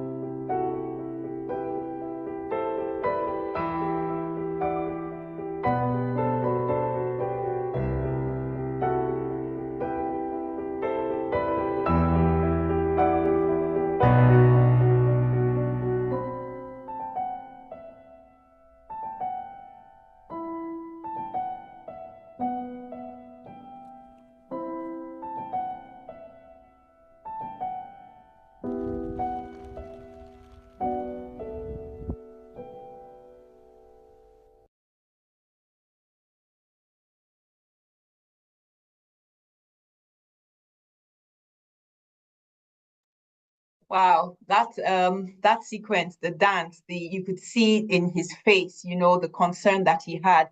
And really, plastic is choking us in. We have microplastics in our bodies. Whenever we warm food in the microwave in plastics, we're taking in microplastics. I mean, this conversation is endless, but we need to make better choices. And that is one too, which I became aware of. Try and use glass or a ceramic to warm your food if you have a microwave. So the next thing, I hand over to our panel moderator, the amazing Ashley. Thank you very much. Good evening, everybody. Good evening to our distinguished guests and panelists. So far, it's been moving. The presentations we've listened to so far and the videos we've watched. Very amazing conference so far. So today I will be moderating our next segment as part of our ECO conference. So welcome everyone again. Our topic today is on securing the future, the power of art and creative expression to inspire environmental action. And we have an interdisciplinary four-man panel today who will do justice to the topic and give us a creative approach from their various practices. So in no particular order, we will be calling on our panelists to briefly tell us who they are, what they do, and then we'll take it up from there. So the first person to be called is Olufunke Ojukwu. Briefly tell us about you and what you do. Hello, everyone. It's been interesting, all the discussions, and then my name is Olufunke Ojukwu. I am an artist. I'm a painter, but I also work with discarded plastic bottle covers, pure water nylons in creating art. I've been doing this now for almost a decade, and that is my own way of putting our concern about our environment into my creation, into my own profession as an artist. Awesome. Thank you so much. I think we'll hear more about this as we go along. Thank you so much, Olufunke. Happy to have you here. So the next person to be called is Oluwatobi Shodimu. Oluwatobi, please briefly tell us about yourself. Thank you.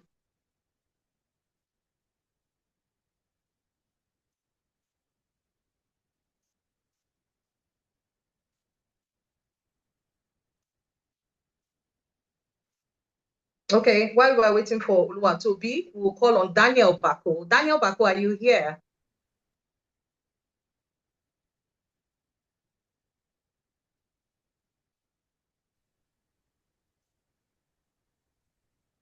Okay, can I go?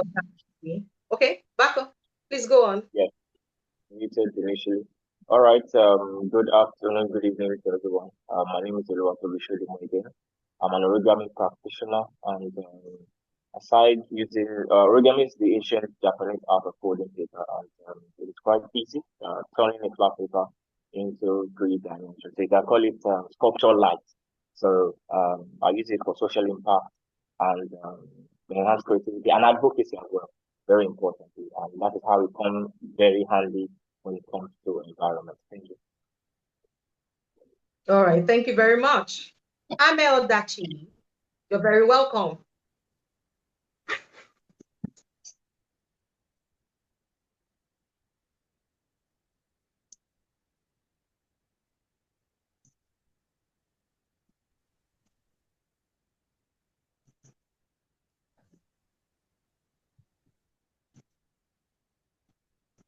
Ame, you're on now. Please briefly introduce yourself so we can carry on with our panel discussion. Thank you.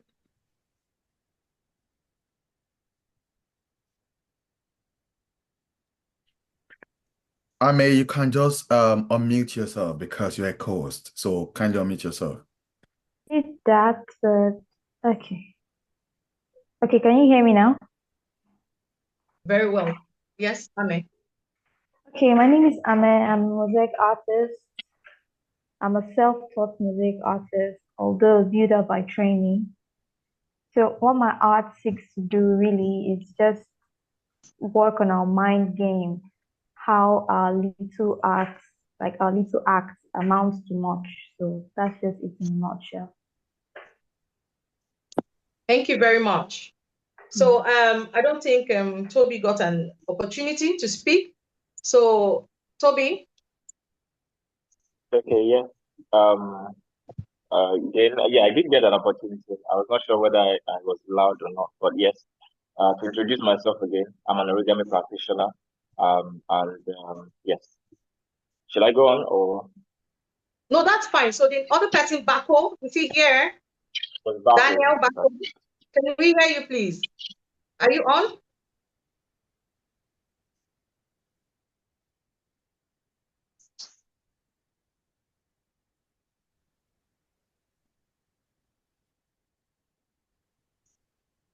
Okay. While we wait for Daniel Bako to get on this call, maybe his video or audio has a challenge, I will be posing a question to our panelists, and it is for all of you to respond to. So please indulge me. So the first question is, how well do you believe that art and creative expression uniquely contributes to raising awareness about environmental issues compared to other advocacy forms? So we can start with Olufunke. Olufunke, can you respond to that? And afterwards, the other panelists can speak to it. Thank you. All right, thank you very much. As an artist, I know that works of art will always communicate. It communicates about what it can communicate about things impersonal, things that happens, and then you can actually use it as a medium of expression. So in a way to talk about our environment challenges, it is through art that you can actually practice it, show it, and actually enlighten people because it is visual. So I believe that in no small amount, art practices will definitely be or is actually of help. Thank you. Thank you so much. Oluwatobi, can you respond to that, please? Okay, thank you very much. To corroborate what she has said, the art, particularly, let me take an example, origami, is one of the easiest forms to for advocacy because these things are tangible.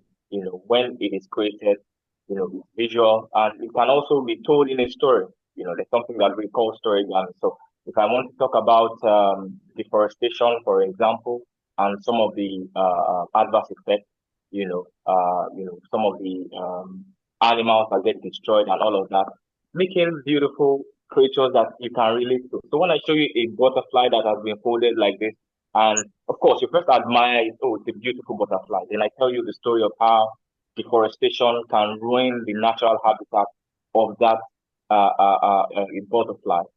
It resonates in the mind. That concept, the environmental concept, what you're trying to push across stays in the mind of people rather than, theoretical, having to talk about a lot of things that maybe they cannot relate to. So the more tangible it is for them, the more relatable, when they can touch it, they can see it, they can feel it, they can see the effect of what they are doing.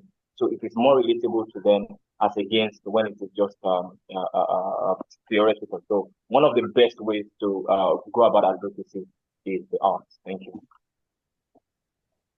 Thank you for that. So Ame, can you quickly respond to that?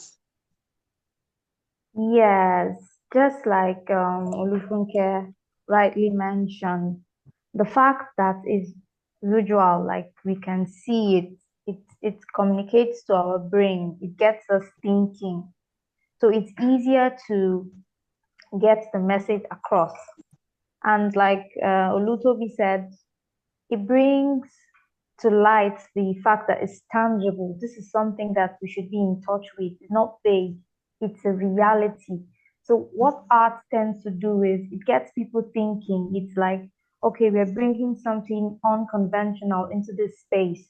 So it gets people thinking in a different way. Because at the end of the day, what we're trying to do is we're getting you to see the danger. It's all about thinking patterns. Because if that person who just take Coca-Cola bottle, plastic, and just throw it out of the car, if you get him to think in a certain way, by seeing that this covers picked up on the floor have been used to make art, it just registers in your mind. So I think that's what art tries to do. Beautiful, Ame. Thank you very much. We want Daniel Bako to join in this conversation. So Daniel, if you're with us, I would like to know, how can communities be empowered through art to take ownership of local environmental issues and their solutions? I know that you are into film, but I would like the audience to hear from you directly how you have used film so far to impact local communities or what exactly they're doing. Thank you.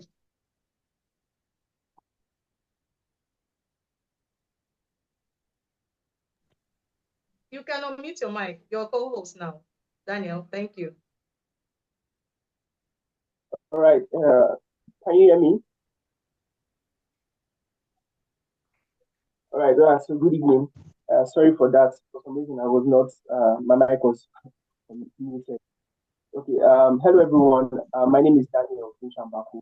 I am an interdisciplinary creative and youth activist who is passionate about using creative arts as a tool to educate young people in the disadvantaged communities of the local government area in Nasarawa. So yeah, and I'm so excited about this topic today because I had the honor of having my film screened yesterday, Choking. And so aside being a filmmaker, I use creative arts as a tool to create embodied experience for young people in my community. Because one of the things I noticed when it comes to the issue of climate change,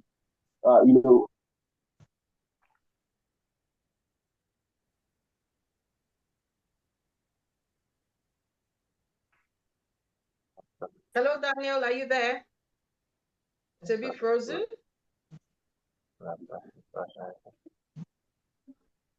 All right. Let's go to Olufunke. Olufunke, can you talk about the local communities and how they respond to environmental issues? Are you back, Daniel?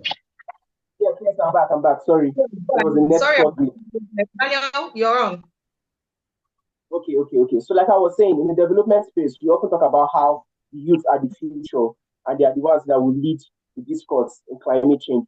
But sometimes when we go, we do projects, because I've volunteered for a lot of organizations, and we go out to schools to do school outreaches and all of that. We just throw a lot of information and a lot of grammar into the minds of these kids, and there's nothing that invites them to, engage in some of these topics that we're talking about. So one of the things I've been doing in my own community is using performing arts and other art forms as a tool to create embodied experience. So now using theater, using dance, using spoken word, that way inviting these children, these young people to engage in this topic. So let's work together to create a play that talks about plastic pollution. Let's talk about how does the environment relates to our mental health.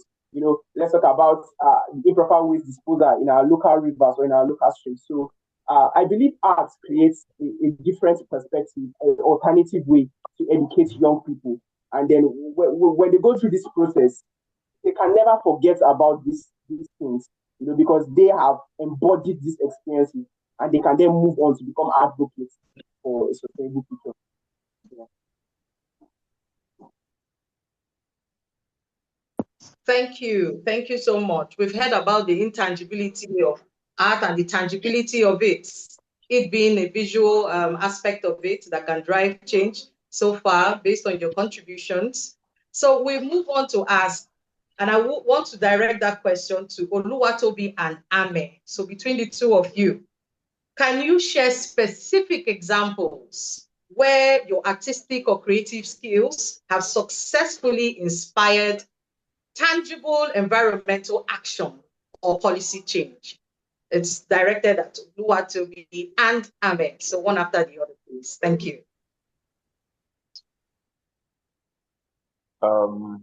Okay.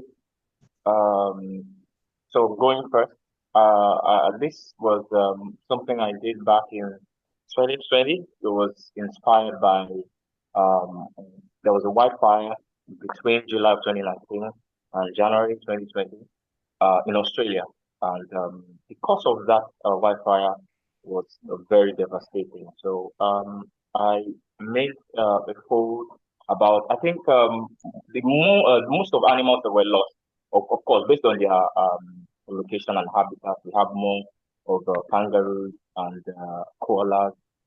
Even human beings died in the process. And not only did I forwarded something about kangaroos and koalas burning, using origami expression, I also extended it to some of my colleagues, out there, our origami colleagues all over the world, to also, add their voice to it. So that way, it becomes a global concern.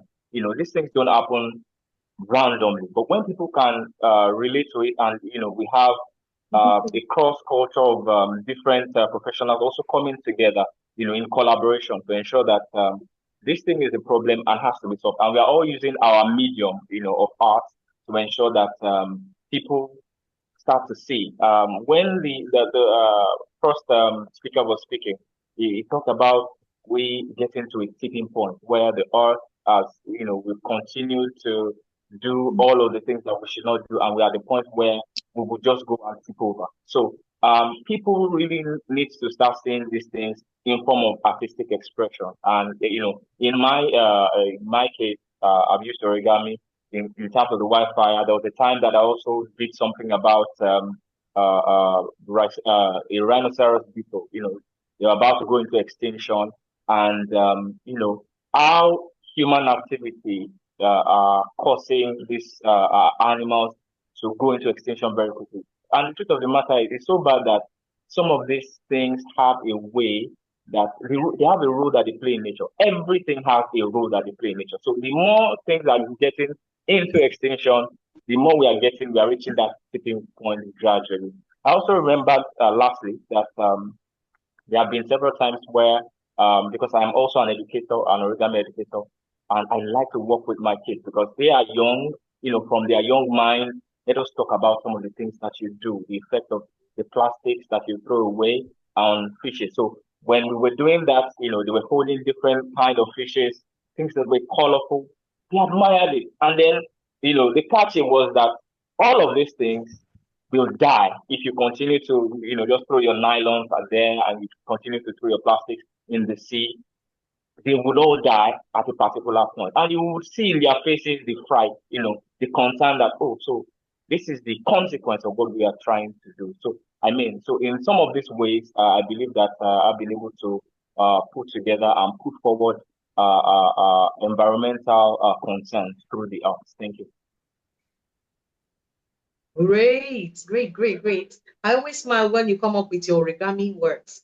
I love origami, but that's another conversation. I'll come to you for some tutelage or some knowledge. Ame, please respond to that. Thank you. Okay, so although my works have not directly affected policies per se, but I think the essence of what we are doing is that, from your corner, it begins to have that ripple effect, just like you said. She's catching this mind young.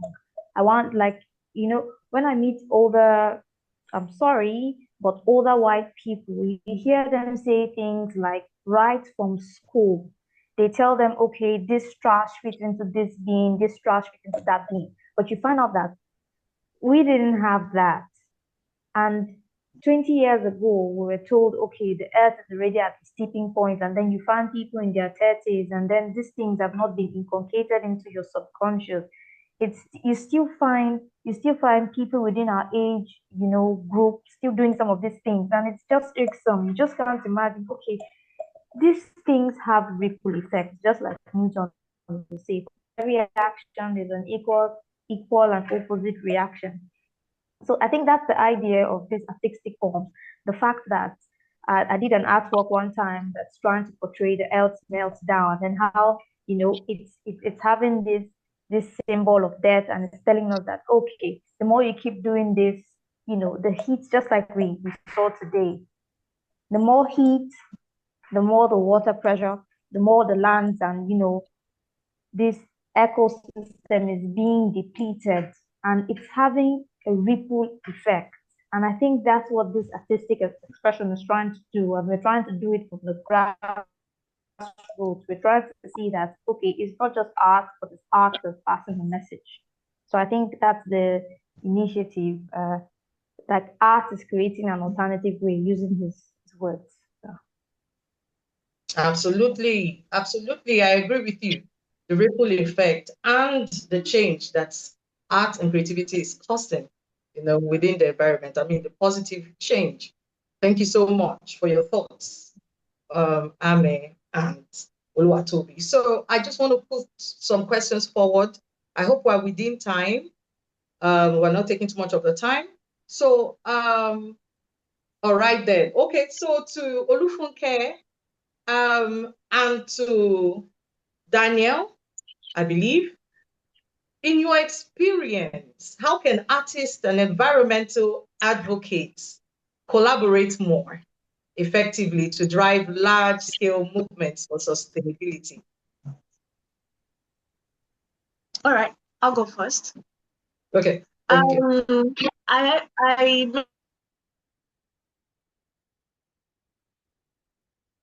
I'm very particular about mentioning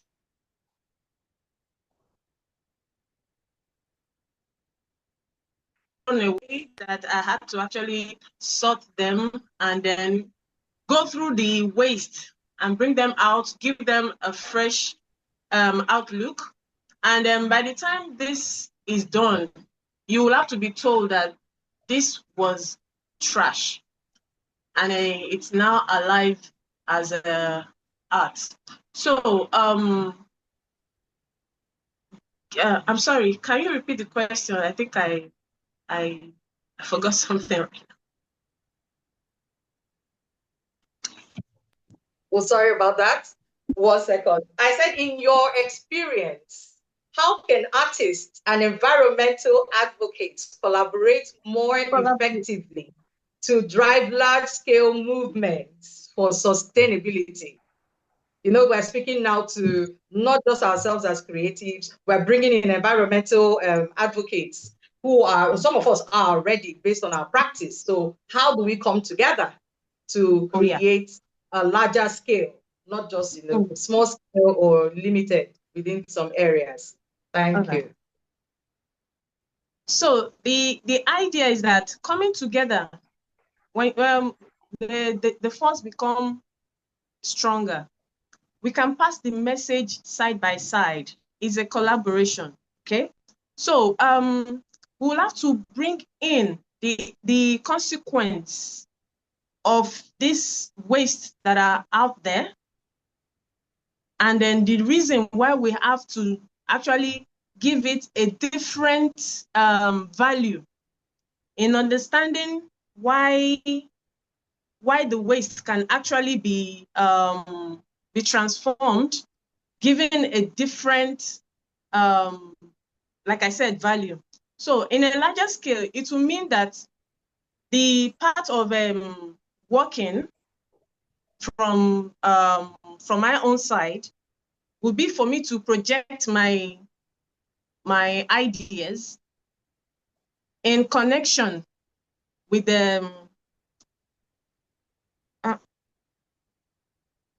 I'm sorry. I'm sorry about that. Let's ask Daniel Bako to add to that. Yes, Daniel Bako, you just enlighten us further. Thank you. All right, man. Sorry, please, can you repeat the question again? I can't really hear clearly. In your experience, how can artists and environmental advocates collaborate more effectively to drive large-scale movements for sustainability? Okay, awesome. So speaking from my own experience, because I also happen to, as a youth activist and a youth leader, I lead a movement of creatives in Nigeria called Advocacy Movement. One of the things we've been able to do is collaborate with NGOs who are passionate about environmental action in communities to see how we can communicate the messaging of those issues. So we've done campaigns where we use theater as a tool to educate people about the harmful effects of plastic pollution. We've done campaigns where we've used music, used radio drama to educate people about the harmful effects of pollution in rivers, and also cutting down trees and a lot of things. So art, like I said earlier, brings a new perspective, and it creates more empathy, because a lot of people, the people that live in disadvantaged communities, or most of the rural communities in Nigeria, would not want to sit down and look at the data that you give to them, or all those documents to see the statistics and all of that. But when they come to see a theater piece, or when they listen to a song, or listen to a radio drama show, or watch a dance act, or even see a film, it provides a deeper perspective for them. They can relate to it because the artists are using language that they understand, and bringing that information down to their own level. So yes. Awesome. Thank you very much. I think we have a lot of work to do. So collaboration is key. And I love how you have implemented campaigns, communication strategies, and all that to try and reach, a wider audience. It's very essential because the work still needs to be done. There's still a lot to be done. So I think we're within time and we're making good progress. So to round up our session, I will ask each panelist to give us one sentence or a brief statement about securing the future. After all, that's why we're here. We want to know how we're going to secure our future as creatives, particularly in this environment where we are, and in any environment we find ourselves. How can we make it more healthy, make it healthier, more sustainable, and more livable for everybody and for the future generation? So each person, 1 minute, tell us what you can do or what we should do. Thank you very much. I'll go first. All right. I think there's a need to curb on burning of waste, particularly plastic. And we know the damage that is causing our environment, and not to talk of the air itself. So you would understand that when I got the idea of using plastic, that is one of the reasons I was trying to make emphasis on that this plastic waste can actually be used instead of, if you cannot get it to the right channels of it being recycled properly, it can be upcycled into art. So that you would understand that our future is endangered if we keep disposing this plastic indiscriminately, the burnings and then the pollution, it goes into life after you. I mean, after the present one that are doing it indiscriminately. So our future owes us that responsibility to do the right thing now, so that the future coming on will emulate it quickly. I mean, faster enough than the ones that are coming that we have to learn from now. That's it. Thank you very much. Thank you. Oluwatobi Shodumu.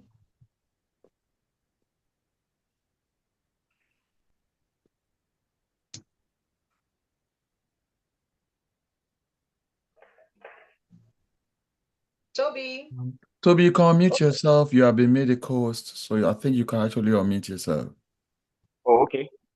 So can you hear me now? Yes. Yes. So I said I'll round up with two things, like fold green and think green. Now, fold green in terms of advocacy. So maybe not necessarily origami, it could be other forms of art, music, visual art, but putting it out there in a way that people can, it is tangible for people. People can assimilate, they can see the actions and the consequences of their action in real time. And then thinking green in the sense that, we are almost at that time. The day of reckoning is almost here.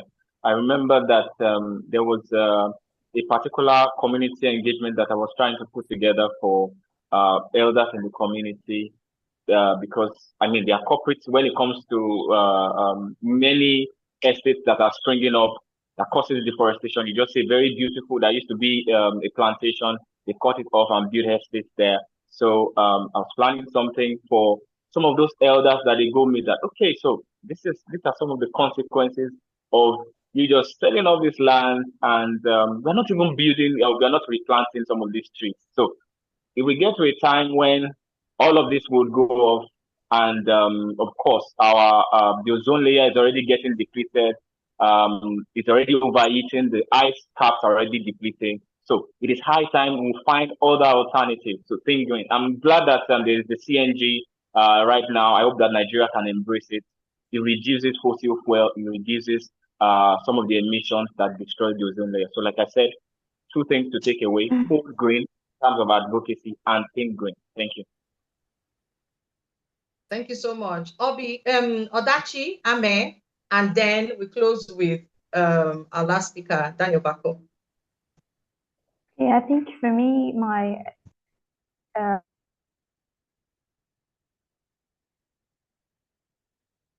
concluding statement would be that little drops of water makes an ocean. So that little act that is not, in tandem to preservation or in tandem to less pollution, we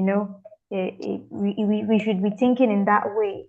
And just like, some of the speakers said today, if only they can make, some of these pollutants to pay. For example, if Coca-Cola can be held accountable for every bottle that is seen as waste, there'll be it will change the thinking pattern. I think this has to do a lot with how people think, because you just can't keep throwing plastic and expect it not to have a ripple effect. So it's more of a thought pattern. How are people thinking? So I think that's it for me.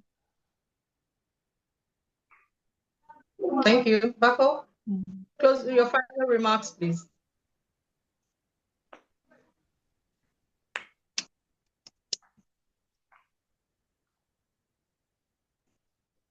Bako, are you there? All right, so we don't keep our audience waiting. I will just want to say I sincerely appreciate your coming on here and enlightening us about your work your methods and processes, and your thoughts generally regarding our environment and securing our future through our creative practice. Let me just summarize by saying that Olufunke does monumental mixed media pieces, even though she's a painter, fantastic. Ahmed does beautiful mosaic art, fantastic. Oluwatobi is a phenomenal origami artist, and Daniel Bako does a lot of theater, film, movement, and dance. So this panel was carefully selected, and we appreciate you all for coming to discuss your expertise and your experience. And we wish you the very best in your future endeavor. So please, if you don't mind, you can drop your social media handle so that our audience can follow you to see what you do and probably collaborate and engage with you going forward. So thank you very much. I will be handing over to our hosts, Auntie Yinka and Nahoro and Okeowo. Thank you very much. Have a blessed evening from me. Thank you. Thank you. Dr. Oritoke, what do you think about that panel session? If I didn't pronounce your name well, don't worry. One day you see me and cut came for me. It's okay. Please don't worry about that. That is fine. It's okay. I think that was too practical for me, having to hear from people who actually are doing these things. So it's like they're already leading us, showing us what exactly that can be done, that it is achievable. So for me, that was really captivating. They're already doing it. So it's not like this is theory. This is practical. So we can all emulate, or then people can say that this is really possible, and then everyone can do it and follow through. And once every one of us makes an effort, then we're all going to get something all together. You're right. So we're actually going to put together a little short clip of all their works and hopefully share it on our social media handle for everybody to actually see what they do and to have that visual, because really, like Ashley said, they're very, very phenomenal. So I have to round up now, but before I do, I have some awesome news for our three winners, King, Fatima, and Daniel. They have, as a result of this, won themselves a scholarship worth $100 into the cohort 8 of the Global Arts in Medicine Fellowship. Guess what? That is our alma mater. That's where we came from, Doctor and Toby and Ashley. A lot of us that are on here are actually Global Arts in Medicine Fellows. It is a 12-week intensive, well, is it intensive? It is amazing. And for the people that have presented these films to us, you would largely love to be part of it. Am I right, Doctor? Yes. Am I right? Yes. Absolutely. Yes. I will tell you that, yes, I am a neuroscientist, but then I think being a Global Arts and Medicine Fellow has made my research life, my experience better, and I'm able to fit better into the community because I also love to do community work. So, but then I'm a neuroscientist, so I'm always in the lab. But now the Global Arts and Medicine Fellowship has helped me to actually do more translational research. I'm able to, go from the laboratory. I'm now able to have more impact in the community. And I think that is what is most beautiful. I don't want to be a professor that does research and I just have my name on in the internet. I'm a Google scholar. I have such a number of publications. Yes. But I want to have impact in my community. And I think that the Global Arts and Medicine Fellowship, which is that scholarship that you go on, I pay through my nose if there's anything like that. Yes, so but then, we pay. I think I would congratulate you. You know what? Congratulations. And the fellowship has changed. Yes.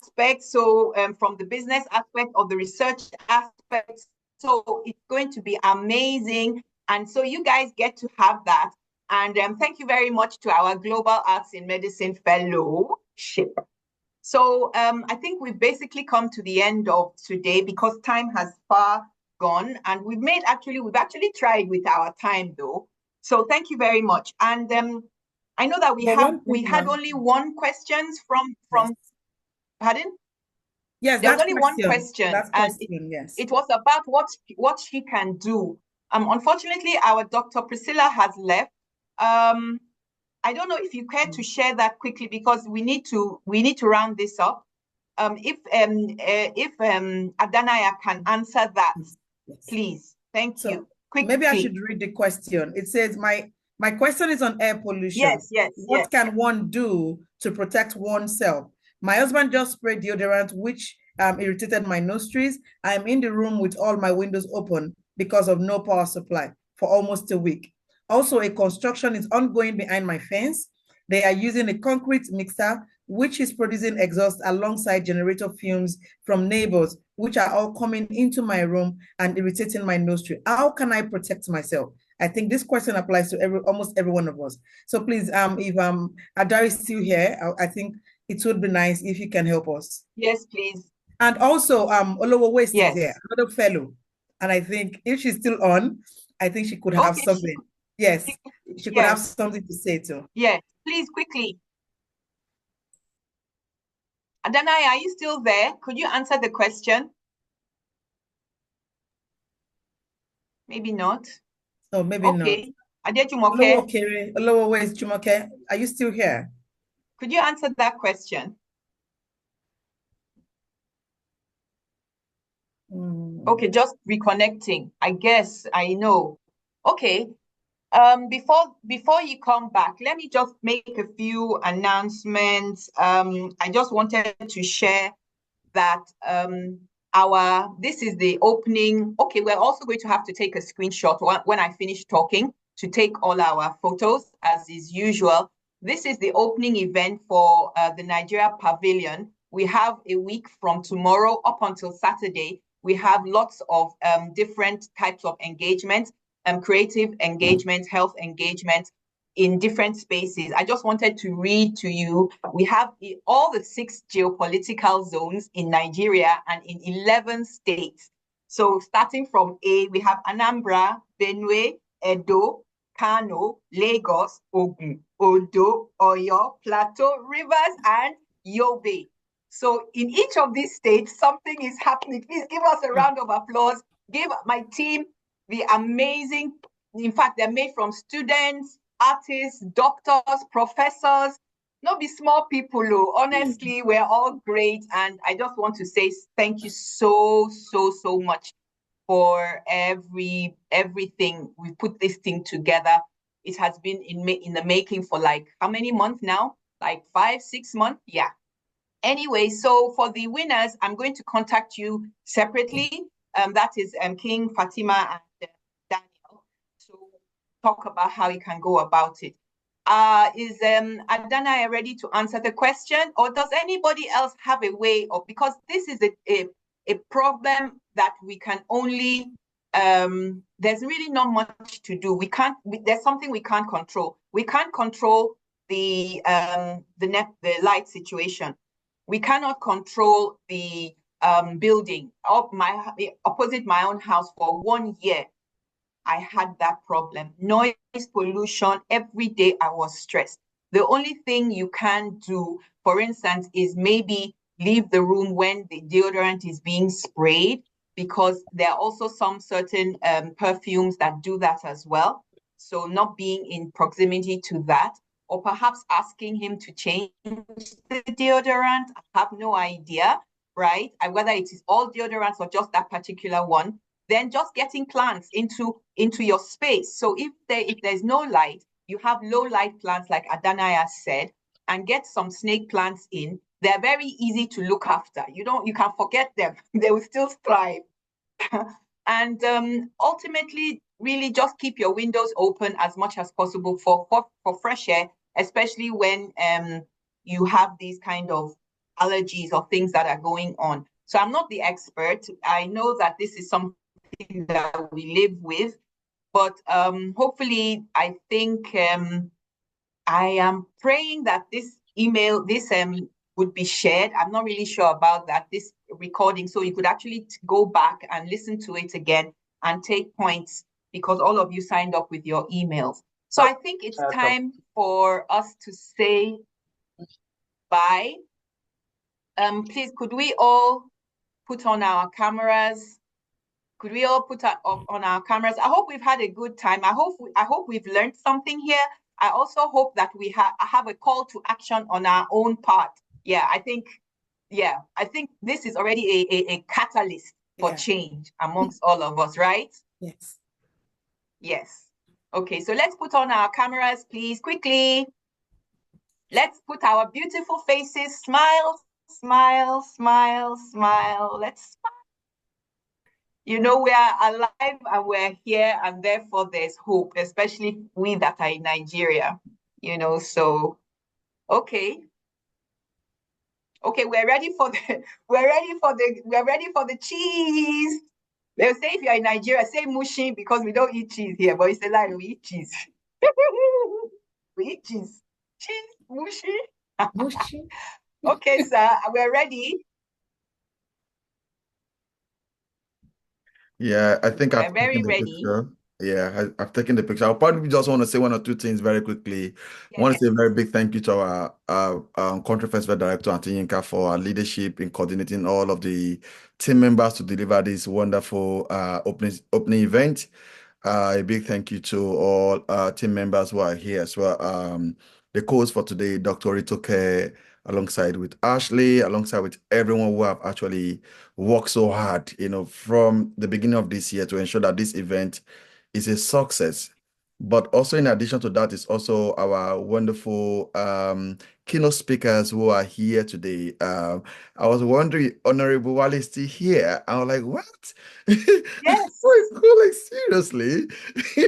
But just want to say very thank you for staying till this almost like 3 hours plus event, and you're here. And that we do not take for granted in any ways. We can't keep you here, but you chose to be with us, but we're grateful and thankful to you. And to all our amazing also panelists from Olua, Toby Shodimo, to Funke, to I can't remember everybody's name, but to all of you, the panelists, we say a very big thank you to all of you. To all the speakers as well, Dr. Majek, and also all the speakers who delivered a wonderful lecture today. I mean, for a very long time, I've not been in a space where green space conversation around the environment is very solid and strong like this in a very multidisciplinary approach. I've never seen it this way. But again, that's my feedback. I mean, for a very long time. For a long time. So to have policymakers, to have the activists, the artists, the creative, the entrepreneurs, I mean, to have all of these in one space. And I hope that this is a beginning of many good things to come in a conversation around art and the environment. But just want to say a very big thank you. I'm not the host for today, but I don't want to hijack the conversation. But just to like say thanks to everyone who has made today a wonderful day. It's been a long day for me already, but I think it's worth the time. Thank you to all of you. Can't say enough thank you. But again, thanks to all of you for choosing to be here today. And I hope you, after this, you can go eat your good pepper soup. Awesome, awesome. Leader, and for those of you that won the scholarship, you are good from him. And I sincerely hope you will take this offer on, because it's going to be more than worth it. We do what we do as a result of what we have learned, and every day we need to improve. And this is one way in which we can make a change. The arts in health, it has a huge role to play, bridging the gap between health and between art. They come together to create something beautiful. So once again, my founder has said everything, thanking you for all. Of course, I'm going to go into all of you, that I know that I've been speaking with. Thank you for actually listening to me. Thank you for being here. Thank you. Some of you didn't even meet me, like being bothered by this Auntie Ika, but this has been all worth it, right? I just want to say thank you from the bottom of my heart, and to my team as well. You guys, we have 1 week ahead of us, right? So let's go there.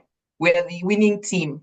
Yeah, I was going to add to that. I forgot an announcement I was supposed to add to it. Also in Abuja and in Kaduna, a very big event is happening, which is also part of the Nigerian Pavilion. So this week we're having Abuja Town Hall meeting with the WHO and the Ministry of Art and Culture and Creative Economy. And also the same event will be happening in Kaduna as well. Just want to add to already the activities across the states that has been mentioned, but also to not rule out Abuja and also Kaduna. So if at all you find yourself in Abuja, don't miss the town hall meeting on the 22nd of October, which I think is Tuesday, with Christopher Bailey from WHO and also the ministers.